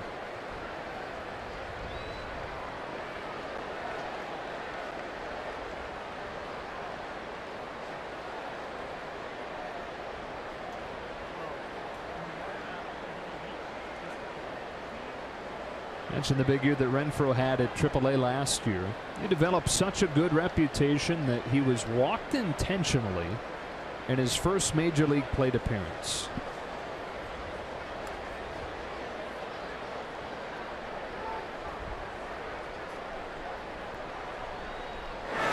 One and one. It was a time when he was playing in a high school showcase tournament. Bunch of scouts there wanting to watch him. But the opposing coach walked him every single time. And one of the scouts went down to the opposing coach and offered to buy him a steak dinner if he just pitched to Renfroe once, though they could watch him hit. 1 and 2. He refused. Walked him again. That was in a doubleheader. So 8 trips, 8 intentional walks. And you know scouts are looking for where we're going to see the most at bats, so they picked out that date of the doubleheader to go. Coach didn't cooperate. Oh, thanks for nothing. Got him swinging. Rich Hill back from getting hit in the neck with a fastball to fire a scoreless 5th. Dodger Nation! Dodger Nation!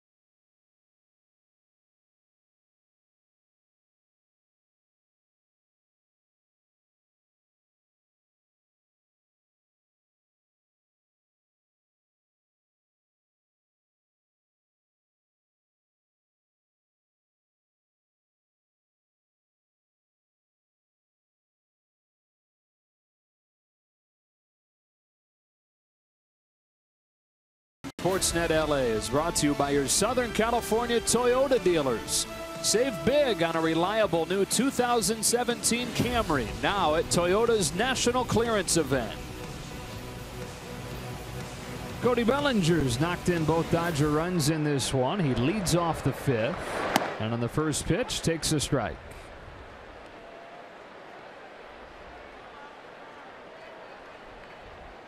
Two home runs shy of the franchise rookie record set by Mike Piazza in 1993. 1-1.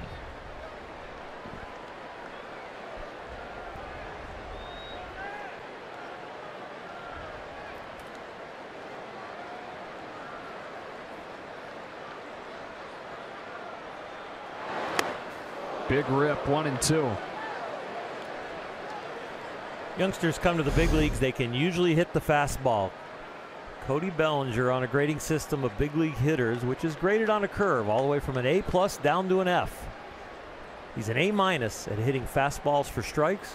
He's an A+ at hitting off speed for strikes. So it doesn't matter which speed with this youngster. It just matters that he makes sure he gets a ball in the strike zone.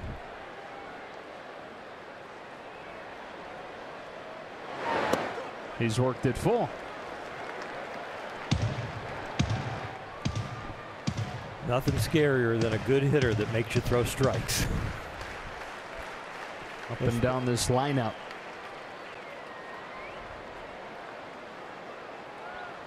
Richard home with a payoff, and Bellinger pokes it foul. I mean, that's the thing that makes this group so unique, is that they're one of the best in baseball at hitting for power, but also one of the best in baseball at taking their walks.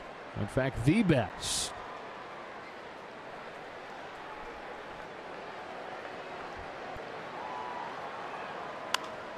Fly ball on the left field line, foul, and it stays at 3-2.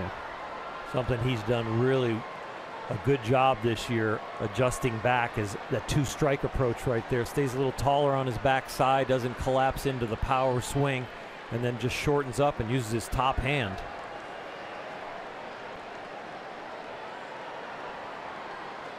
Coming off speed with the payoff. Bellinger reaches out, flips a base hit to left. The continued maturation of Cody Bellinger as a major league hitter. He's got a 3-hit night over the first 5 innings. 3-2 count, no out. Carl's Jr. Cam shows you a little two-strike approach from Cody Bellinger. Just has enough of it left. Looks like a leadoff hitter that's just a punch and Judy singles hitter. But he designed his stroke to be able to put it in play. So the leadoff man on in a tie game in the 5th. Speaking of, what'd you call it, punching Judy's? Punch and Judy hitter, yeah. Okay. Somebody just kind of punches it around the. Right. So speaking of like a soft contact guy, we did a little bit of digging on the different celebrations Justin Turner has with the guys. Yeah. That one skids by the feet of Forsythe, and Bellinger runs into scoring position. So you were right on the celebration with Chris Taylor last night, the little shake of the hands.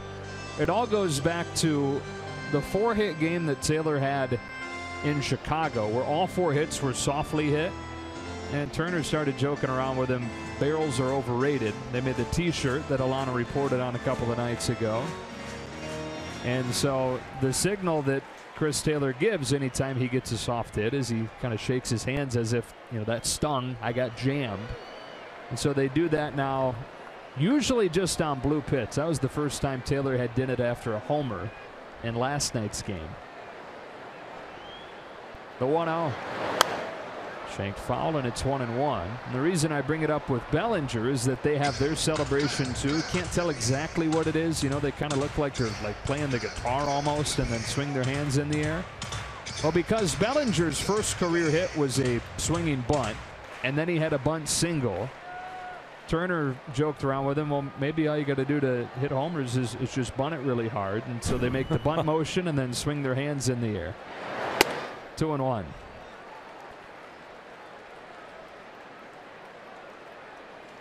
They're having fun down there. Who wouldn't with this record? And youngsters that bring energy, veterans that bring wisdom and have fun right along with them. They've threatened in every inning against Clayton Richard, but only 2 runs to show for it. Forsythe gets under it, and it's 2-2.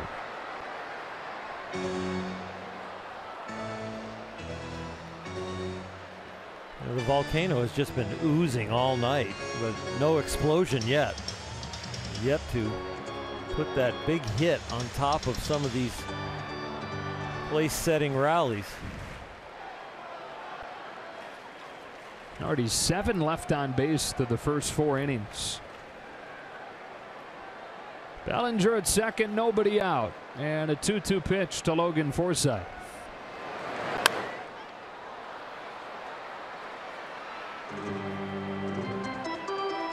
Dodgers trying to get their 16th win out of their last 18 games. A 27th out of their last 31. They have the best record in baseball over the Houston Astros by a full 10 games. We're having a very pointed discussion with somebody there. Bellinger, he's telling him to steal third. Forsythe strikes out swinging. He's like, come over here.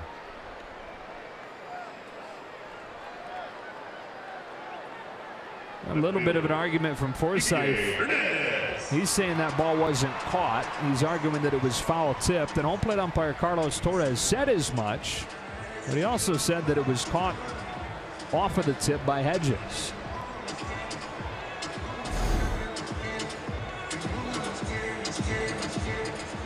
Got all leather, got the leather under it, didn't hit the dirt.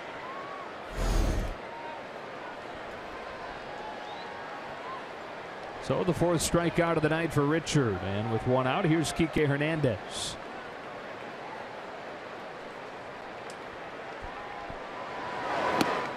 Oh, 0-1. Foul tips are not reviewable by replay.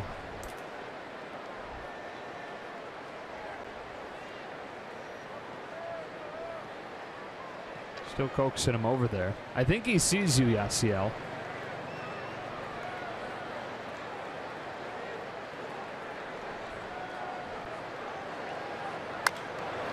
Ground ball to third.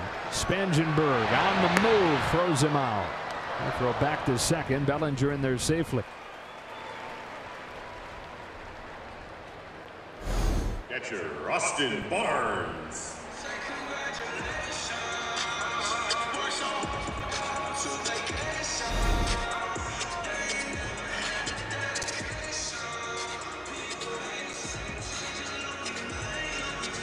The Dodgers have had 12 base runners over the first 4+ innings against Clayton Richard. But a 2-2 game and a pair of Cody Bellinger RBI singles.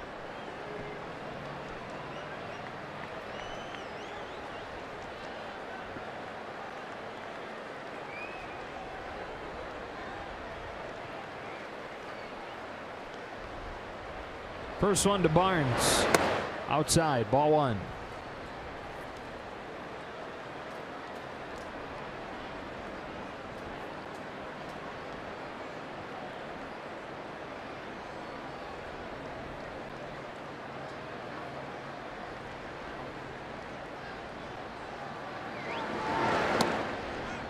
One and one.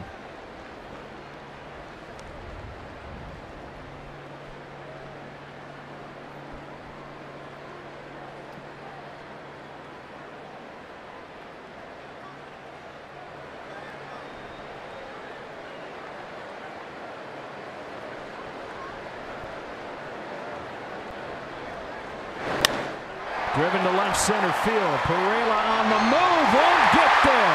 Austin Barnes has given the Dodgers the lead with a 2-out RBI double.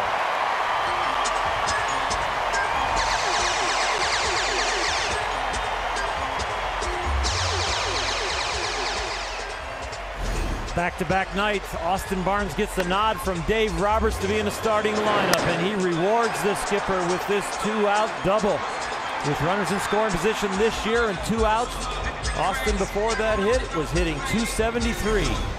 Gets the RBI, which leads to a Yasiel Puig intentional walk. Third walk of the game for Puig. And we'll bring up Rich Hill, 2 on and 2 out.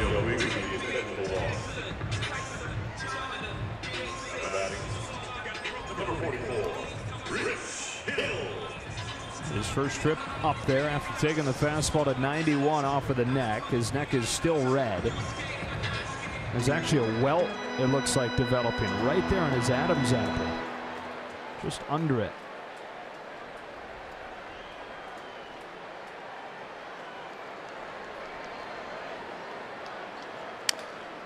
Cracks his bat and a roller along first. Really busting up that line and making a tough play on Richard by stepping on the inside of the base path. Dodgers take the lead on a 2-out double from Barnes.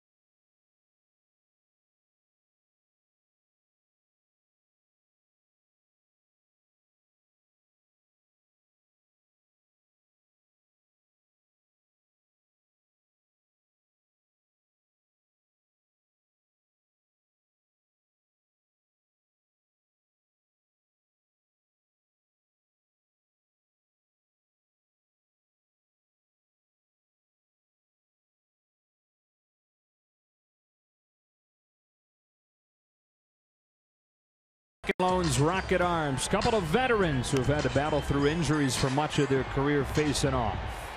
And they've really pitched through traffic from their own results out there on the mound with the walks. And I'll tell you what, left on base has been a lot. Dodgers have left 9 on, and Rich Hill has stranded 5 Padres. He's got a 1-run lead, still hanging in there, pitching well and pitching in pain, I'm sure. Which he's done for a lot of his career. Will Myers to lead off the 6th. First started in 2008, which was Hill's 3rd career year in the majors in Chicago. Started dealing with back pain and missed much of the year with it. And he went to Baltimore in 2009, got shut down mid-season that year with shoulder pain, and eventually had to undergo surgery. 2 years later, finally got healed back from the shoulder, but then the elbow gave out. Tommy John surgery. As you so often see when guys come back from that, something adjacent to the elbow gave him issues, a flexor strain in his forearm. He's a little bit outside, ball 1 on Myers. Justin Turner came in and gave him a little breather after his own warm-ups. Rich Hill having a tough time catching his breath after running down to first base there on that swinging bunt. Justin really didn't want to leave him until he saw his breathing come under control.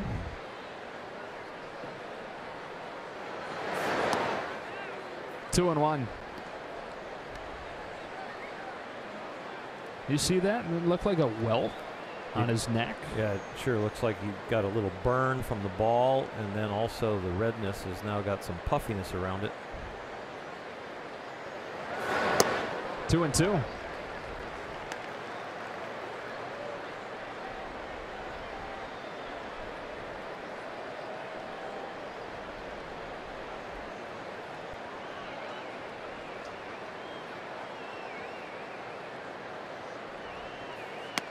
A curve just outside. Even Myers was headed to the dugout thinking that was strike 3.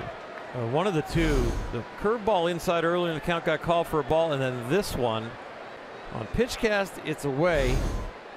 PitchCast looks broke on there. It does. It looks off. This one gets him upstairs with a fastball. Rich Hill with his 9th K.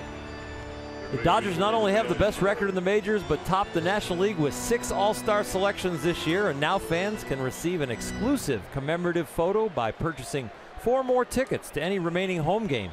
It's a limited time offer, and you must purchase your tickets at Dodgers.com/Let'sGoDodgers. A strike on Corey Spangenberg.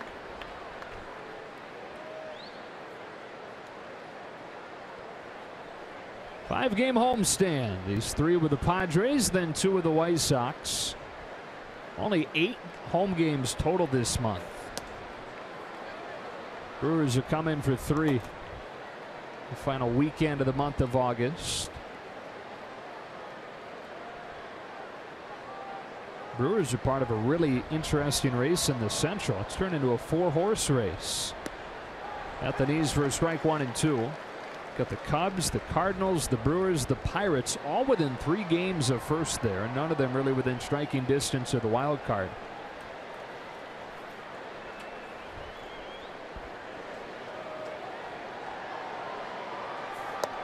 Two and 2. First one of that variety we have seen in a while, a drop down below the waist fastball. Normally when he drops down, he's been throwing the bender.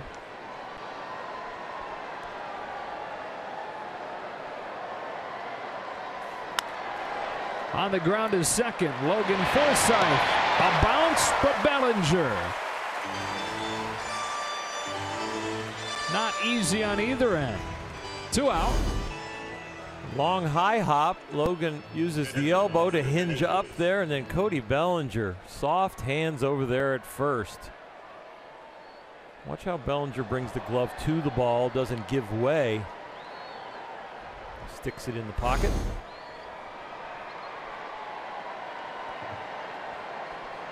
And Rich Hill has settled in after the Padres brought 7 to the plate against him in the 3rd. Austin Hedges swings and misses at a curve for strike 1. Really, he's settled in since Puig's outfield assist kept it 2-1. Only 1 base runner since then.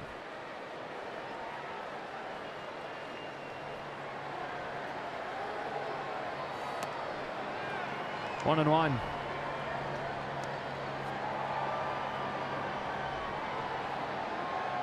Nearing 100 pitches.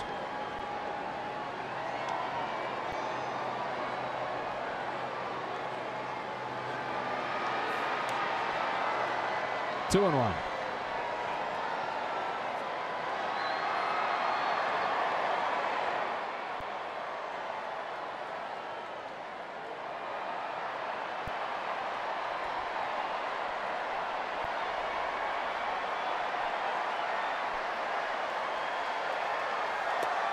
Two and 2.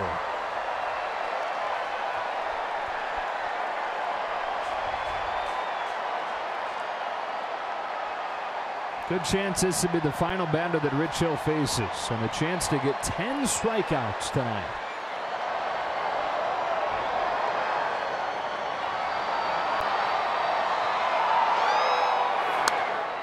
Omar, are you part of that wave out there? I was already standing, guys, so I wasn't sitting down, so I guess I was. I think you started it. Yeah, well. When you stood. Is that what it did? Okay, they're like, oh, way to go, Nomar, way to get things going. Yeah. So, yeah. If this inning continues and it comes around, are you going to stand? I'm already standing. I might stay here, or maybe I'll do the opposite. You got to raise your hands. I might duck underneath the wave. Oh, yeah. Guy from Manhattan Beach. On the ground to 3rd, Justin Turner's got it. Rich Hill really battled tonight. It was not an easy night, more ways than one, but he goes into the bottom of the 6th with a 3-2 lead.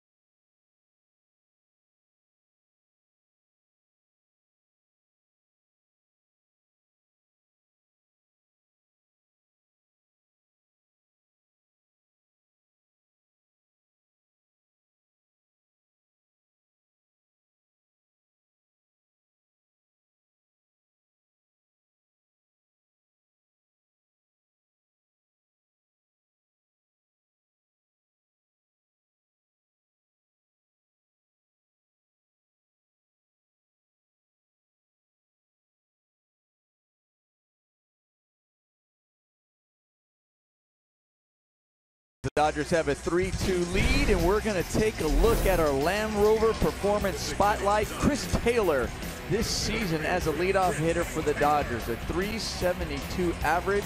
That goes along with a 444 on base percentage coming into today's game. He's been doing it all at the top of the lineup, driving the ball, getting on base, scoring runs, using the speed, and oh yeah, he'll play multiple positions for you too. Both those numbers you mentioned, the average on the on-base percentage out of the leadoff spot, the best of any leadoff hitter in baseball. 1 for 3 in this one. Doubled and scored the Dodgers' second run of the game, and takes strike 1 from Richard. Who would have thought?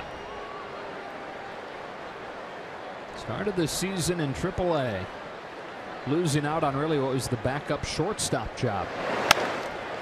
Shoots a ground ball to second. That's Carlos Suaje. 1 out.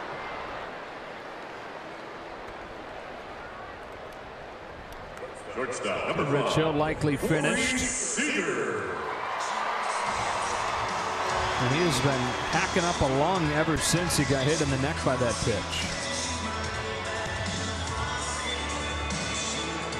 Anything that was in his throat got unstuck. That's probably true.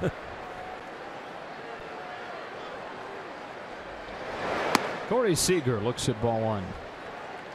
New prescription from doctors, and you come in with a stuff in your throat, go get hit by a fastball. It'll loosen it up. Great.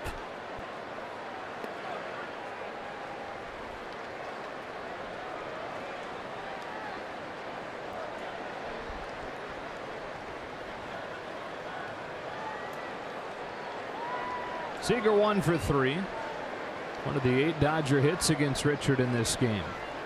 He fires a 2-0. Seager swings and misses, strike 1.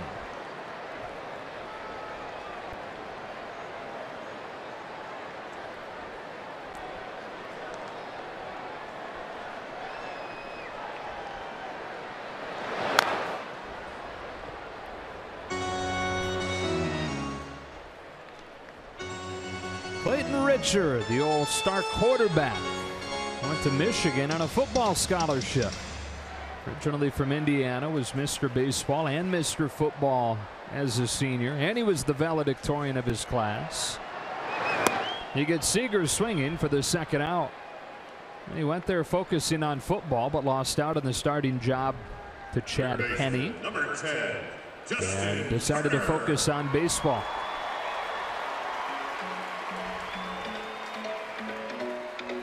With 2 outs, here's Turner in a 3-2 game in the 6th.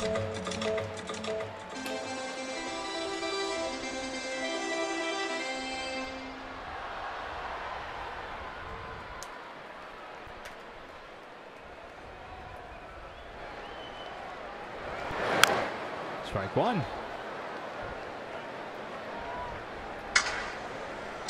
We talked about Turner making mechanical tweaks to try and improve his hitting against left-handed pitching after a down year last year. One of the things he's done is closed off that stance some against lefties.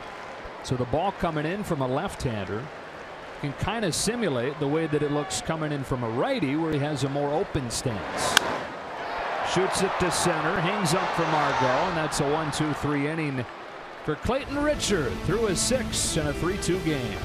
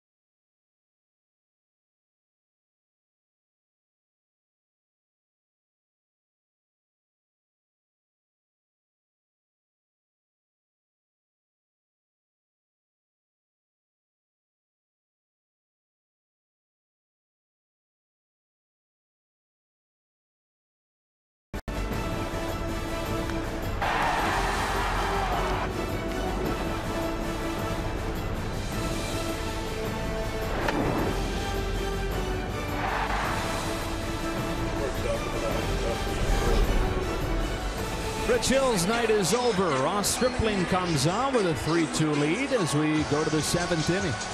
Ross Stripling's had outstanding stuff all year. You see the 52 innings pitched and the 52 strikeouts and only 12 walks. He's an A-plus guy when it comes to throwing first pitch strikes and attacking the batters. Works with very good pace, and as I mentioned in last night's broadcast with Brock Stewart, you love that out of a long man, a guy that comes in and attacks and keeps his team on their toes. We talked about it during the pregame show. The bullpen gave up a few in the Arizona series, but still overall one of the best in the National League, just about any way you measure it. Bottom part of the order, Dusty Coleman leads off, and Stripling misses with a breaking ball. It's 1-0. Clayton Richard is due next, and they have Matt Caesar standing in the on-deck circle, so it appears his night is over.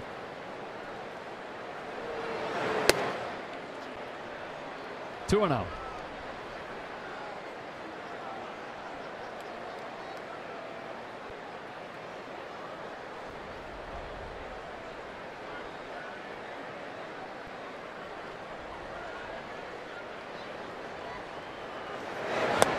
Fastball for a strike. Stripling a short stay in AAA midway through this summer. Since coming back in early June, early July, he has a sub-2 ERA.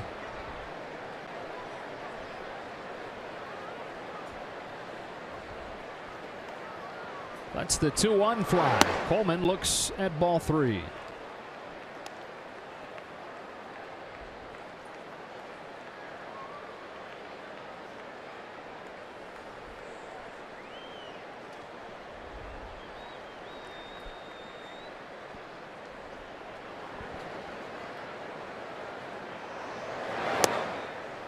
Full count.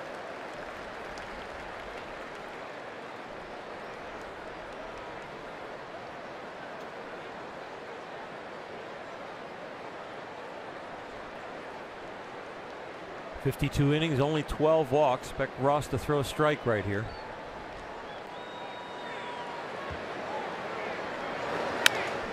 High fly ball to center. Chris Taylor back onto the track to make the catch in front of the 395 sign. Nomar, what'd you think of that one off of the bat? Well, I was watching it just the way Chris Taylor, and I saw that he had a good beat on it too. What a good read. He got to the track in a hurry, and I was watching it, and then I was like, okay, he has it. And I thought for a second I might have to help him out, say you got room, but I kept my mouth shut. I was good. You're supposed to when you're winging him. I was letting Kike Hernandez handle that. Okay. Yeah. So Taylor makes the catch for the first out of the inning. Matt Caesar pinch hitting. Swinging away and missing, strike one. Won't soon forget Chris Taylor's first game in center field as a major leaguer. First game in center field, at least one of the first of his entire life. It played some in AAA. First batter of the game crushes a fly ball to the wall, and he goes back and makes a leaping catch and crashes into it. God's honest truth, we were watching him in BP out there trying to figure out things, and he wasn't shagging balls very well during BP. And that day. Yeah. I went up to George Lumbar and I said, what do you think? He said, it's going to be a work in progress. Well, the work happened fast. And I don't know about you or you, Nomar, but I at this point don't have a go-to stat for individual defense that I like to look at. But if you just sample all the different advanced metrics out there defensively, he's in the top half of the league in just about every one of them for outfielders. We have not seen a bad route in center field. We've seen a couple that he wants to knock off the rough edges in left field, just about 2 balls. But yeah, I don't have a problem having him out there anywhere. And he talked about early how he actually liked center field to start because it reminded him of being in the infield and you can see the ball going into the hitting zone. And then he could react from that. But then he said now he was getting comfortable over there in left field. But as I'm watching him out here, especially playing center, it's impressive. I mean, he comes out here and he marks the field. There's a place he marked right before the game started, and he's always looking at that mark. And he's adjusting to every hitter, looking back. So obviously there's a lot of work going into with George Lombard and all the coaching staff. There's that mark I'm telling you about, and he's always kind of gauging off of that mark of where he should be positioned, and not just as the at-bat starts, but even from pitch to pitch. Stripling strikes out Caesar, 2 gone. And that mark is straightaway center, but I think it's there for depth, to understand the depth chart of where he needs to be, behind it or in front of it. Because everybody knows where straightaway center is. That's pretty easy. But how far are you from the wall? They mark that off. And him paying attention to the details on a pitch-by-pitch basis like that reminds me of a story Chris Woodward told us. We've relayed a time or two of when Woodward was one of the coaches in Seattle's system and Taylor was a new minor leaguer just drafted out of Virginia.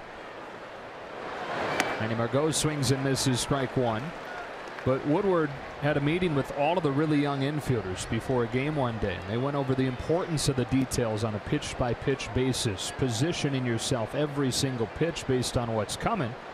And in that game, the ensuing game, Chris Taylor was the only guy that had absorbed all that information and had really bought in pitch by pitch like Chris Wood wanted. And that moment, along with many others in their time together in the Mariners system, part of what led Woodward to say, heck yeah, go and get him. And the front office said, what do you think of this guy?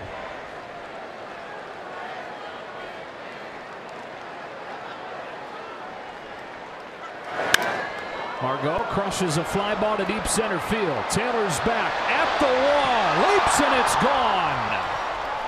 Margot's second home run of the game ties the game.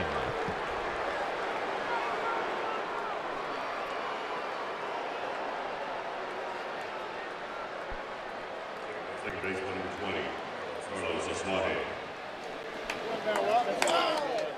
Fellas, I had an incredible angle on this ball as Margot drove it, and I was like, is this gonna go out? And then I was looking at Taylor. He came inches away from catching this ball. He was so close with that glove in there, going up above the wall right there. Oh. Even Kike was looking at him and says, you were close, letting them know, because I know Chris was like, gosh, did I have a chance? And they're like, oh, great effort. Well, he played it perfectly because he didn't get stuck against the wall. He kept some of his momentum so that he could leap up there. You see guys that don't understand how to play the wall, where they'll get too close, they go to jump and their shoulder hits the wall and it cuts into their jump height. He played it perfectly. So back at a tie, 3-3 here in the 7th as Manny Margot gets his second career multi-home run game. The other one against the Giants earlier this year. Carlos Asuaje grounds it foul, and it's 1-2. So Rich Hill will settle for a no decision. Clayton Richard off of the hook. Game in the hands of the bullpens. And on paper, advantage Dodgers. The Padres, especially lately, have been bad back there. 2-2. Still have Brad Ham, but they dealt Brandon Maurer. They dealt Ryan Buchter, both to Kansas City.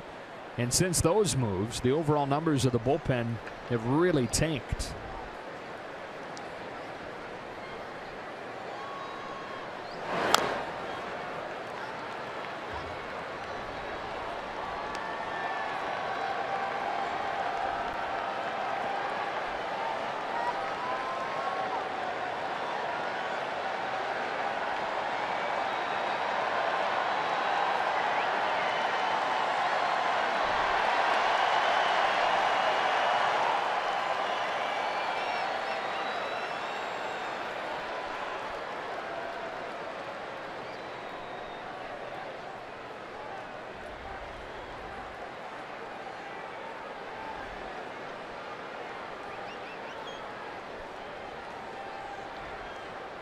Two.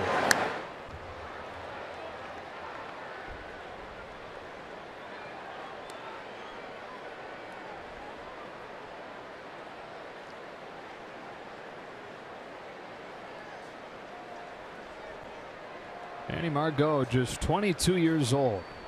What a bright future he's got. Another 2-2 pitch from Stripling, and it's over the outside corner for strike 3 to finish the inning. We stretch at Dodger Stadium, but after Margot's second home run, back to a tie game.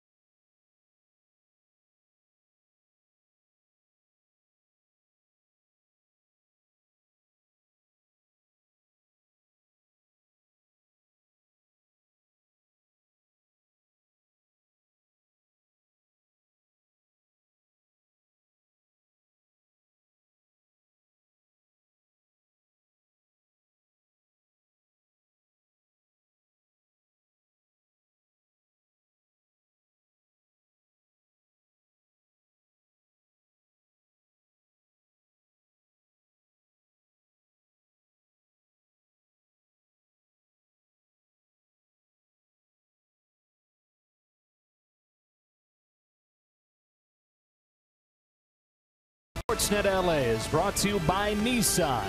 Choose Nissan today for great offers on our most exciting lineup ever. Shop ChooseNissan.com. And by Carl's Jr., the charbroiled chicken sandwiches with no antibiotics ever. Only at Carl's Jr. Big D, Don Drysdale, on this date in 1969, announced his retirement from the game way too early, 33 years old, after dealing with his shoulder issues.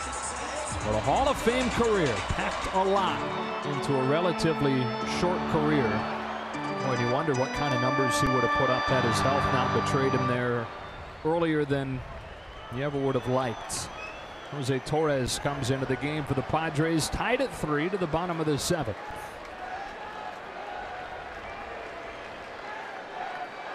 Cody Bellinger starts the inning and takes ball 1.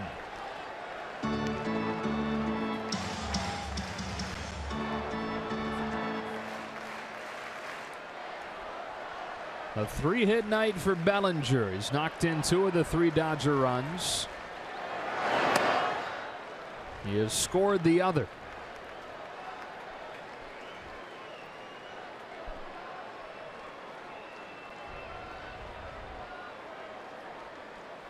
Almost half his home runs have come in the late innings.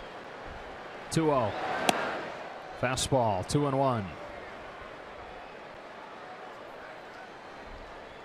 It's another amazing thing about Cody Bellinger. It's, left-handed hitter breaking into the National League, going to face some tough lefties. Usually the skippers kind of make sure you don't ruin a guy's confidence by getting him out of there against the tough ones. Swats a bouncing ball to third. Spangenberg throws in time to get him, and Bellinger retired for the first time tonight. He has proven at a very early age that he can handle them all. And even those home runs after the 7th, those clutch hits that you talk about after the 7th inning, those are after some of the best arms. Those are off of some of the best arms in the game. With 1 out, here's Forsythe.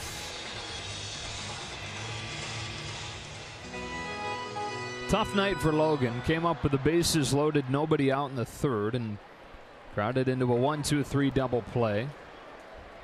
And then with a runner at 2nd and nobody out in the 5th, struck out. Drives the first one from Torres to right center, but Renfroe is there. 2 up and 2 down. Next Friday on an all-new Backstage Dodgers, Chris Taylor mic'd up for batting practice in Arizona. And Kershaw hosts his annual Ping Pong for Purpose charity event at Dodger Stadium. Don't miss it. Presented by Hankook Tire next Friday after the postgame on Sportsnet LA.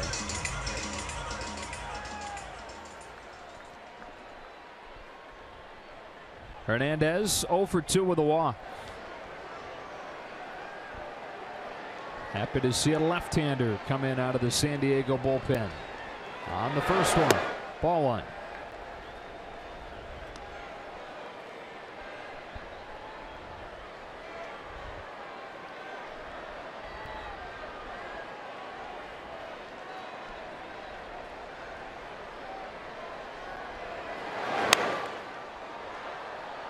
One and one.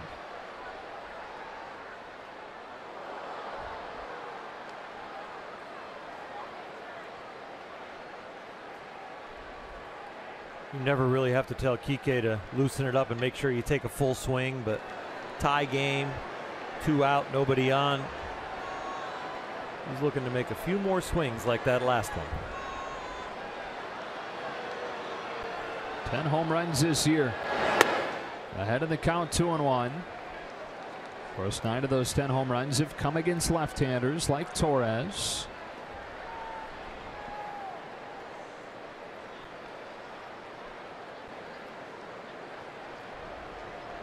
Tied at 3 in a seesaw game tonight. 2-1. Got under it. It'll get to the seats. 2-2. Dodgers got the first run in the first inning on a 2-out base hit from Cody Bellinger. Padres got 2 against Hill in the top of the 3rd. Bellinger again knocked in a run with a base hit in the bottom of that inning to tie it. Dodgers got the lead back on a double from Barnes in the 5th, but the Padres even in the issue on Manny Margot's second home run here in the top of the 7th.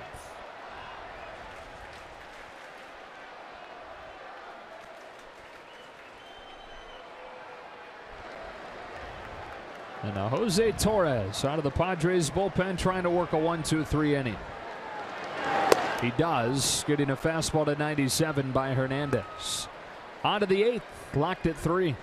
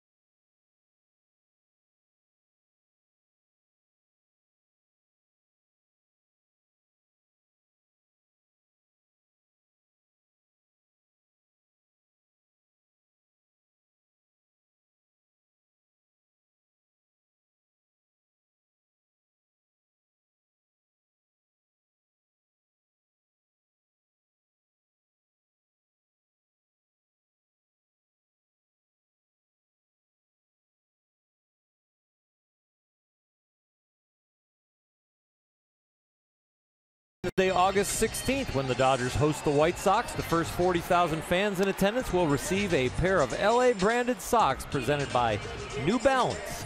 For tickets, visit Dodgers.com/promotions.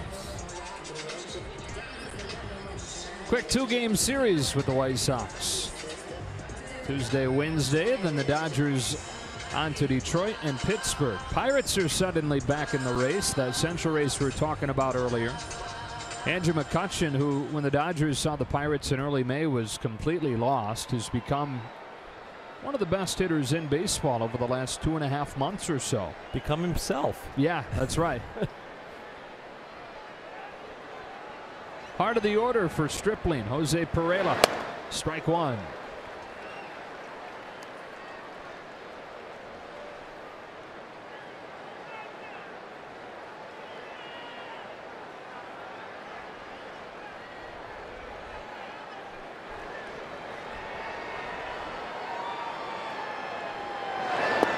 Did you see Ross's Players Weekend nameplate? I have a list, but I can't remember. You got off the top of your head? I think it's chicken strip. Really? Only reason I know is that he tweeted a picture of it and said my mom would be so proud. Okay. I wonder if he picked the nickname or the guys call him that. I don't know. We'll have to ask him. That's what it is on here on the official list that I got. That does look official. Looks confidential. Oh, that ball is hammered down the left field line. Pereira has tomahawked a go-ahead home run.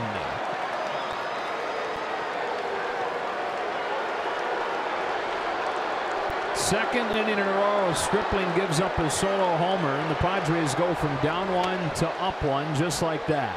Fielder number 10, Hunter Renfroe. coming into this outing, Ross Stripling had only given up 4 home runs in 52 innings, so he's given up a third of his home runs in this game. That ball was smoked. A changeup that was just up. Pereira's 8th. And back and forth we continue to go. 4-3 San Diego as Renfroe takes ball 1.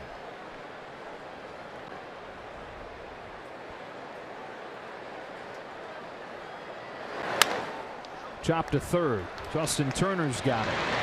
1 out.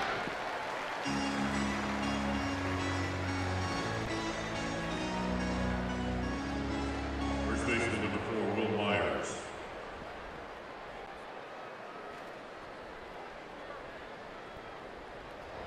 Tony Cingrani starting to loosen.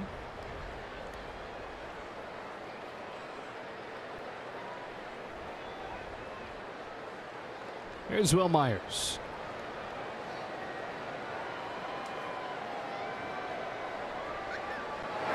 First pitch curve for a strike.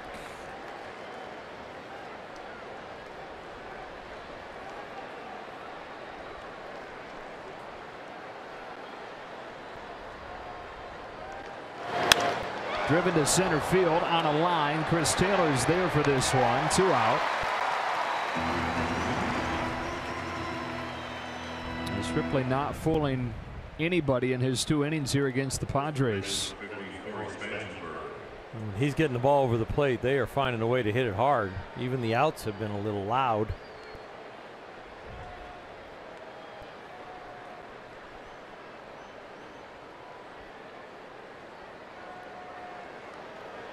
Base is empty with 2 out and Spangenberg. Ball 1. But with this group, if you've been following them at all, it kind of just feels like it's setting it up for some fun in the 8th and the 9th. Time and time again, they've found a way en route to winning 26 of their last 30. Little jam shot on a bounce to Seager from the outfield grass gets him.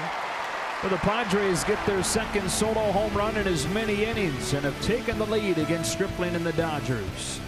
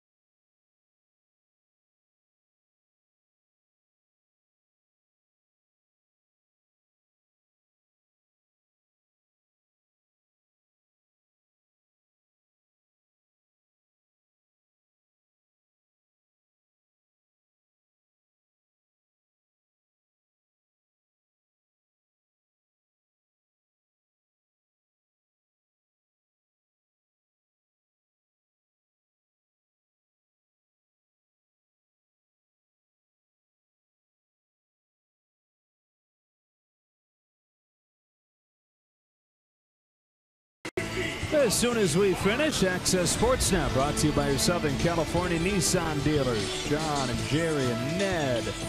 Back in studio to break this one down. Dodgers down 4-3. Hopefully they're breaking down a Dodger comeback win in what has been a back and forth game. The lead has changed hands 3 times. You normally don't talk about lead changes in a baseball game, but it's been a seesaw battle. It sure has. And these Padres have come as advertised. In the last 2.5 months, they've played above 500 ball. Got off to a very slow start in April, but they play hard, they play tough, and they have played the Dodgers toe for toe with intensity. Dodgers will get the top of the order to the plate before this game is over. They have 7, 8, 9 coming up here, with Barnes, Puig in the pitcher's spot. Jose Torres pitched last inning, worked a 1-2-3 inning. Misses with the first one here in the 8th.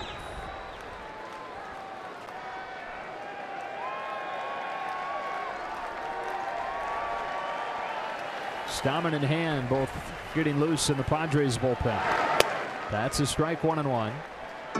Hand was one of the biggest names at the trade deadline that everybody figured would move, but the Padres held on to him. They have him under control for another year. The issue has been they traded the guy that was the closer. Hand was more of a setup guy, and since Hand has moved into the closer spot, the pen has struggled.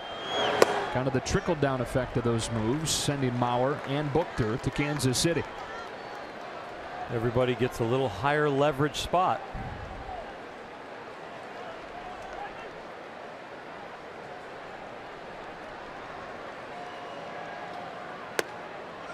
Two and two on Barnes. Austin just looking to get on right there. Saw that could be a borderline strike. Tried to take it and get a ball.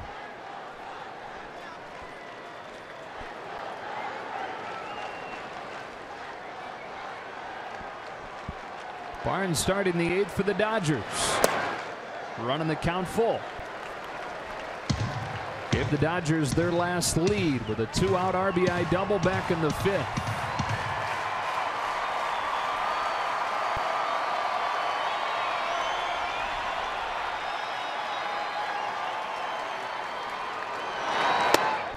He takes ball 4 and starts the inning with a walk.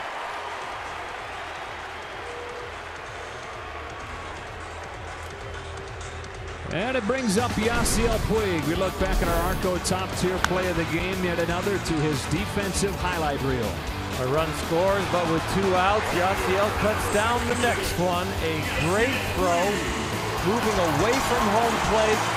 Not able to close his shoulder completely, but the strength of that arm and accuracy gets the job done.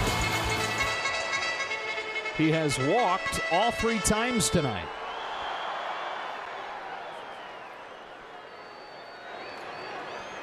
Representing the go-ahead run here in the 8th inning.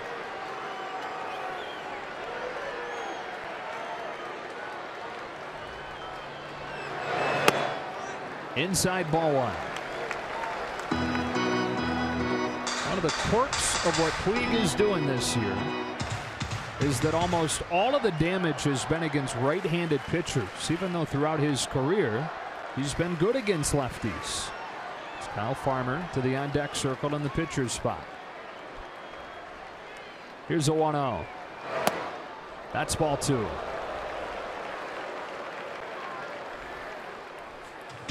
Josh Fields loosens. Kyle Farmer in the on-deck circle. Dave Roberts exposing his hand. Josh will be ready, but if Yasiel does something special, I think we'll see Kenley get ready. Well, he's in a count where he can give it a shot. The 2-0. Nicely placed, 2-1.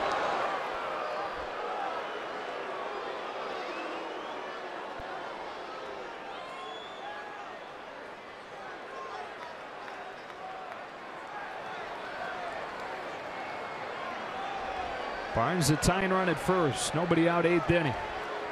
Dave Roberts coming out of the dugout. Stepping between Yasiel Puig and the home plate umpire Carlos Torres. That was weird. You never see that. Dave wants to keep him in the game. Is interesting because I thought emotionally Torres on the mound had complained to Torres behind the plate, and I thought the equation was bent in the Dodgers' way, and then Yasiel questioning that pitch right there kind of just leveled the playing field back. Torres on the mound actually raised his hands at the home plate umpire on a pitch prior, like where was that? So Yasiel trying to settle back in. Here comes a 2-1. Driven to right center field. Margot is back onto the warning track to catch it. Barnes back to first. That ball was crushed. And Margot good speed to go and get it. 1 out. Outstanding defensive play in center field, getting the jump and using the wheels. What a night he's had, protecting that gap and hitting a couple home runs. This ball is scorched. They're leaning towards right center with Yasiel with their play, but boy, he got a nice jump. Just needed a little bit more on the launch angle to get that over the wall. Boy, it looked like on contact he thought he might have gotten it. So 1 gone, and here's Farmer.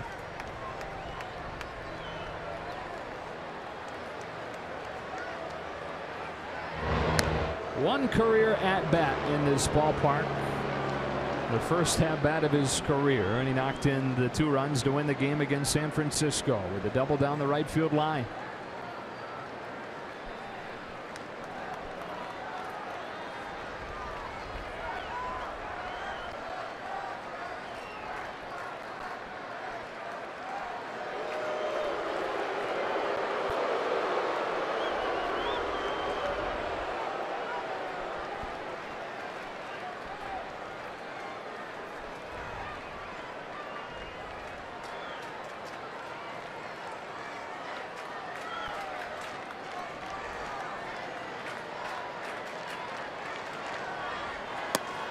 Strike 1.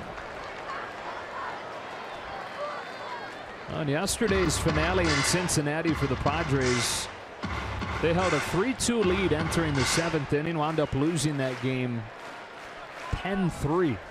Bullpen gave up 8 runs. Can the Dodgers get to the Padres pen? Here comes an 0-1. Inside, ball 1. Torres really leaning on that fastball into these righties. Hasn't gone away from that pitch at all.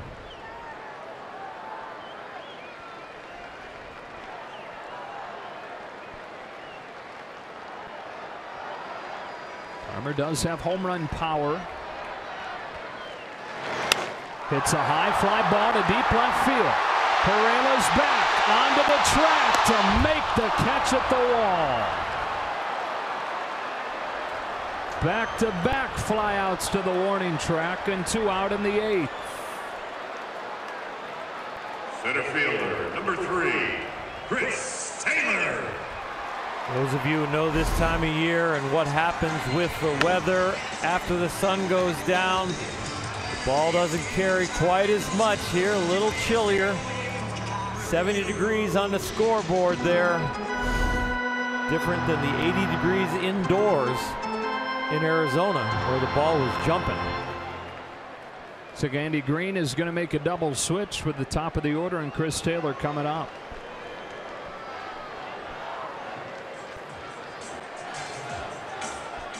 Younghervis Solarte comes in. Spangenberg comes out.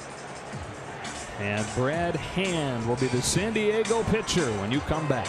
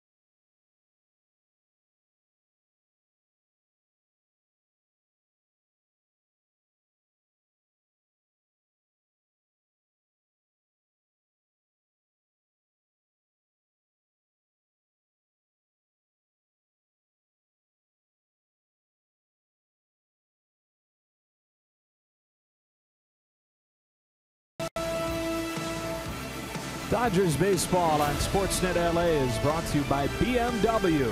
See a Southern California BMW Center today for exceptional offers or visit SoCalBMW.com. Brad Hand had a 24-inning scoreless streak snapped yesterday when he gave up back-to-back home runs in Cincinnati.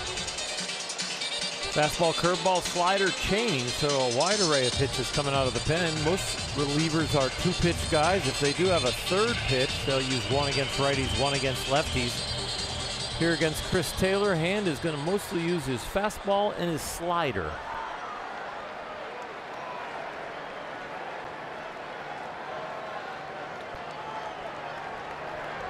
So Solarte's in at third. Spangenberg comes out.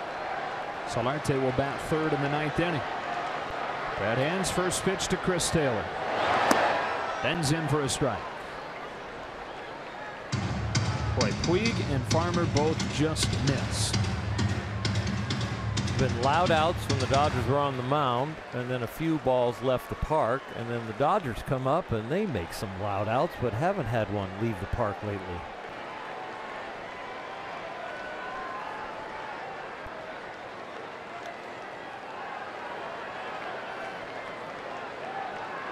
Oh, 1.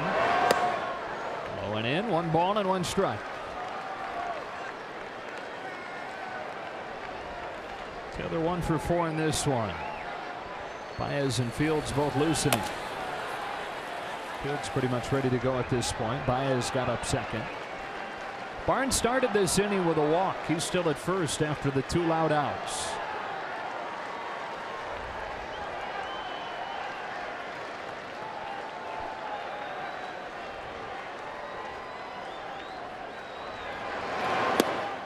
One and 2.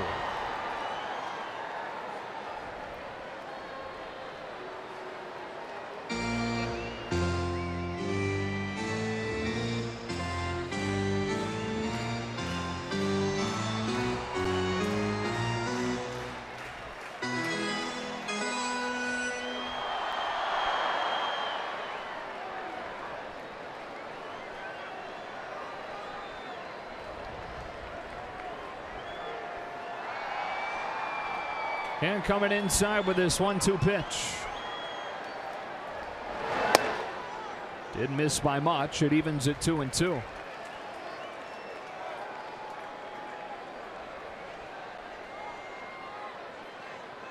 Seager due next. Tying run at first. Go ahead run at the plate. Chris Taylor 4 home runs in his last 7 games. And 16 total this year.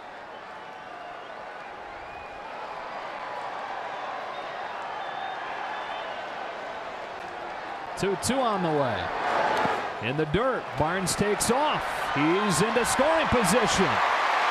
And the ball kicks away. So now a base hit from Taylor could tie it. I want to take one more. Barnesy gets out there and gets that good secondary lead and then takes off. Looks like he's going to be out, but the ball's in the fingers and not the web. It gets away and he is safe. 180 feet away from tying the game up.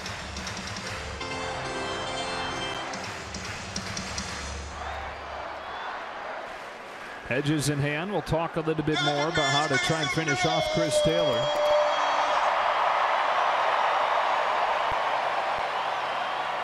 Up and down this lineup, guys that have come through with big hits for this team this year. Can Chris Taylor be the latest to provide one?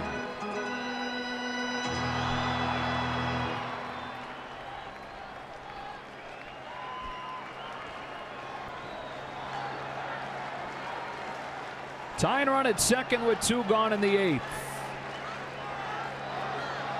And delivers 3-2. Taylor strikes out. So the Dodgers threaten, but leave the tying run in scoring position. On to the 9th, 4-3.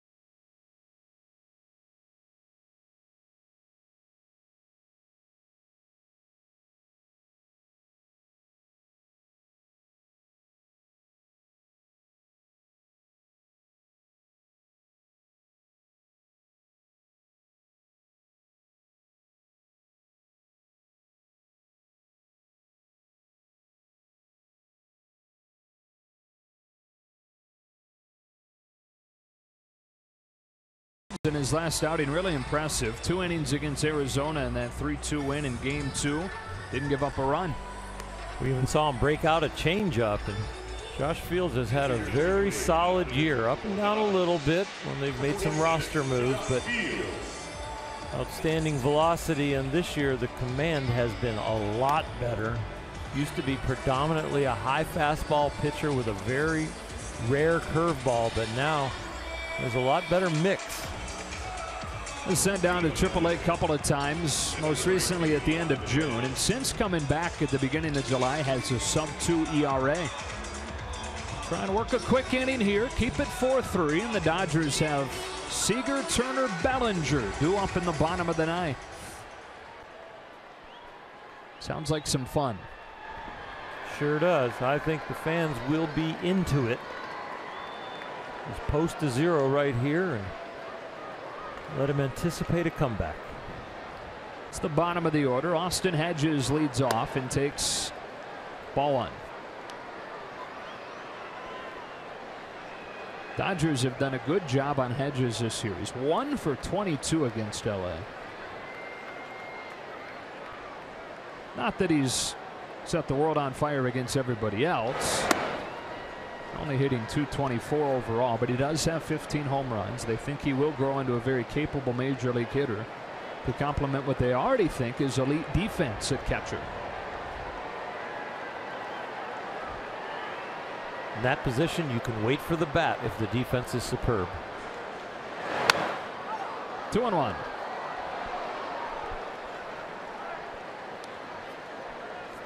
He's a local guy from J. Serra High School in Orange County. Padres drafted him in the 2nd round, and he signed instead of going to play at UCLA. That's where he committed to.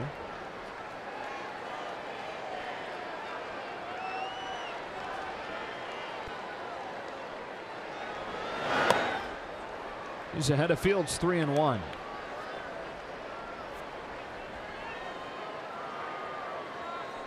Now the average not pretty, but he's been climbing out of a big hole to begin.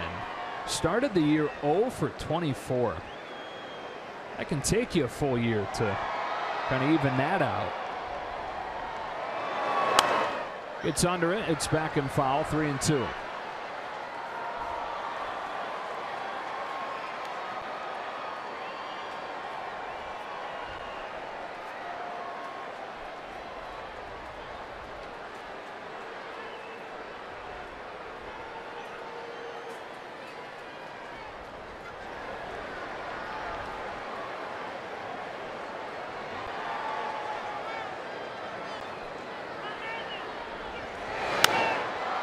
Fastball rides in on his hands, induces a pop-up that Bellinger will put away for the first out of the ninth. It is a sellout tonight, 52,898. The 6th sellout of the season at Dodger Stadium. Rumor has it tomorrow night, bordering on a sellout too. People flocking in to see the best team in baseball. Best record through this many games since 1944 when the St. Louis Cardinals did it. 2nd best home record in National League history. Coleman takes ball 1. Only team to do better as far as winning percentage at home. 1975 Cincinnati Reds went on to win the World Series. They've gotten great fan support. 2,750,000 people have come through these gates already to see the Dodgers home and away. They're absolutely fantastic. The support has been unbelievable. No, 275 just here at home. 1-9 on the road. They always lead baseball in road attendance. And right now, I think the Cubs are the only ones squeaking them out by just a hair, only on average, because you can't be go by dates and total right now. Here's a 2-0, and strike 1. But they do travel real well, especially with Pantone 294 in their group. Pantone 294 didn't have an official presence in Arizona, but it was still loaded with Dodger fans at Chase Field this week.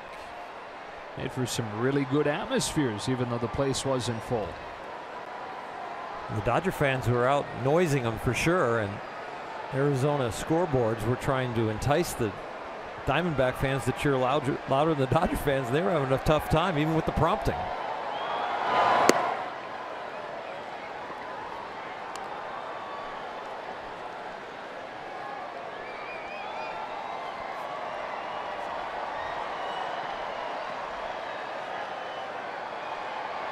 Dodgers headed back there to Arizona at the end of the month.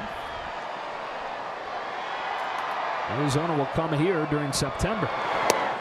Fastball at 95, runs the count full.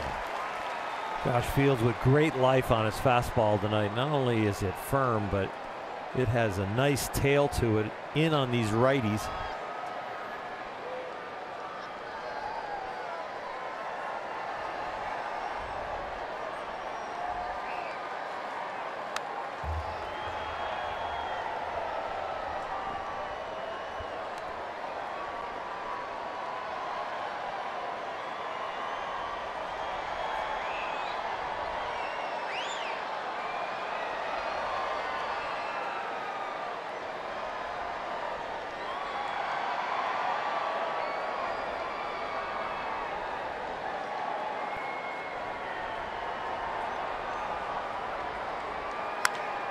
Cork down the line, foul.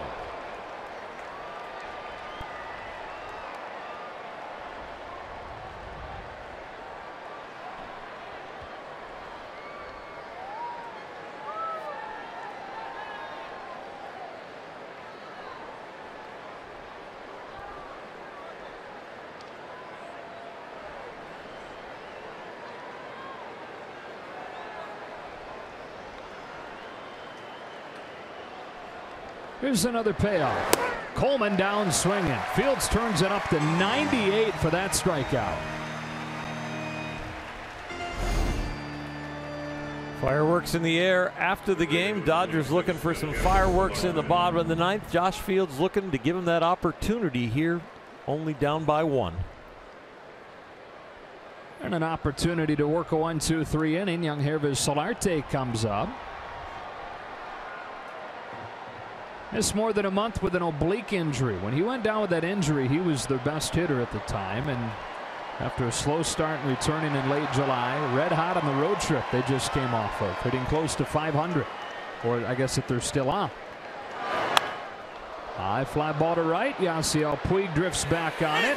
Over the shoulder to catch it.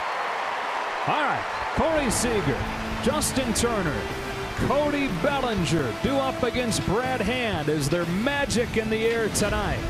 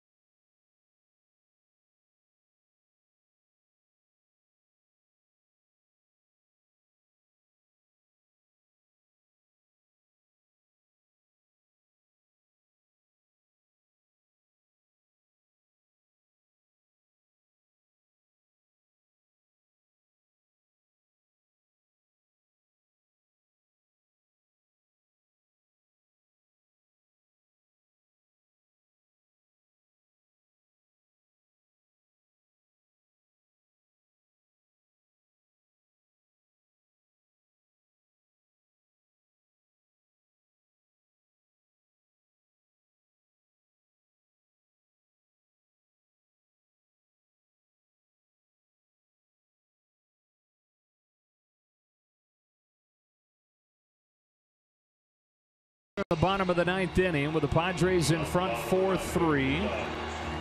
Riding a bunch of solo home runs tonight to take the lead. 2 of them off Ross Stripling in the 7th and in the 8th. It will be up to Brad Hand to lock it down. Now, he's had one save opportunity this season of more than an inning, and he blew it. So he is not untouchable. He is not familiar with the closer's role. He just moved into it when San Diego traded Brandon Maurer. We'd love to see a home run, but I think you're going to need to string some hits together off this guy. See if he gives Seager a first pitch strike. Such an aggressive hitter at the plate. A curve is in for a strike.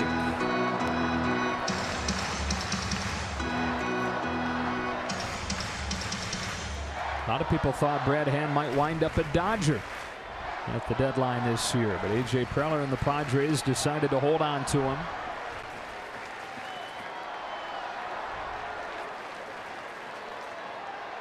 Here's his 0-1. Seager behind a fastball. Strike two. You're going through a rebuilding process. There are pieces you have to keep. You just can't unload your best players that are those kind of guys that you can get a piece for every year and expect to get better next year. And they think that Hand is somebody that's going to help them.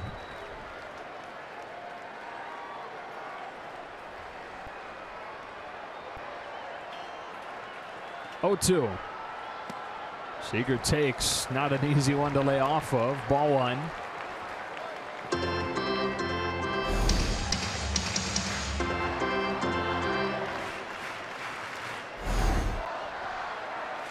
It was perfectly executed by Hand. Seager wasn't biting.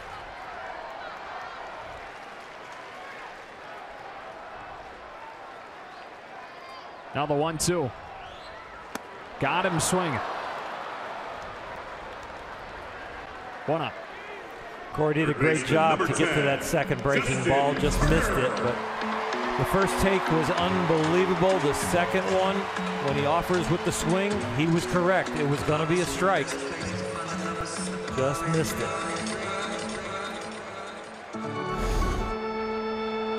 So Hand strikes out Seager. Now with the bases empty and one out, Justin Turner.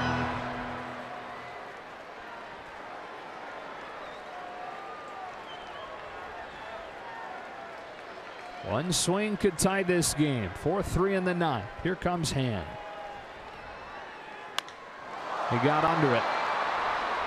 In right field, Renfroe. Dodgers down to their final out.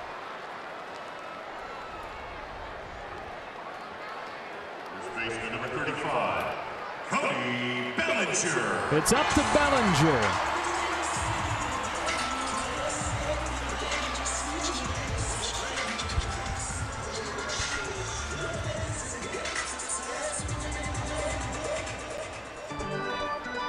Knocked in the first two Dodger runs tonight, scored the third.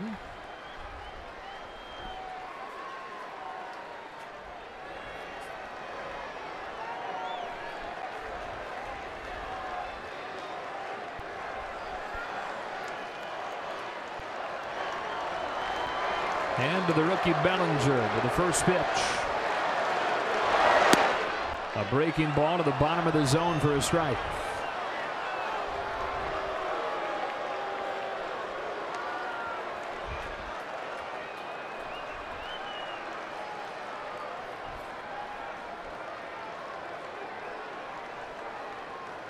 First time Bellinger has faced the All-Star in his career. Here he comes with an 0-1. Strike two. And you see exactly why so many teams wanted Brad Hand and why San Diego was so hesitant to give him up.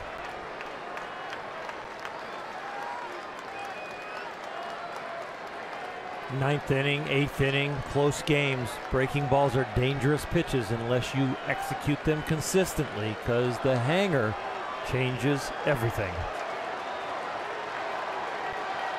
So down to their last strike now. Here comes Hand with an 0-2 pitch. Fastball outside, 1-2. Seager with a great take in his at bat and then ends up striking out. This is a great take from Cody Bellinger. Fastball off the plate. They live to see one more pitch. Back-to-back curves to start him, then the fastball. On this 1-2. Back to the breaking ball, and he takes it outside. 2-2.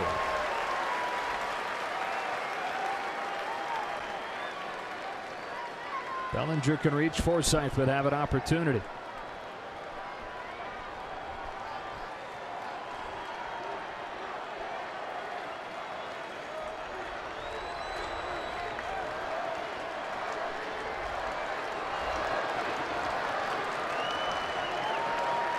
Hand to Bellinger with a 2-2 pitch. He struck him out, and the Padres take this series opener 4-3 on a home run in the 7th from Margot and a home run in the 8th from Perela. Dodgers will look back and say the pitching was probably good enough. 14 at bats with runners in scoring position. They only get 4 hits. 10 men left on base. And our Lexus player of the game is the 22-year-old Manny Margot with his 2nd career multi-home run game. He got Rich Hill for the first Padres run of the night. And then he got Ross Stripling. The Padres beat the Dodgers here in game 1 of this homestand. For Oral Hershiser, Nomar Garcia-Parra, Alana Rizzo, and the rest of our crew, Joe Davis saying so long from Dodger Stadium. Game 2 tomorrow night, 6 o'clock Los Angeles time. For now, it's Access Sportsnet, brought to you by your Southern California Nissan dealers.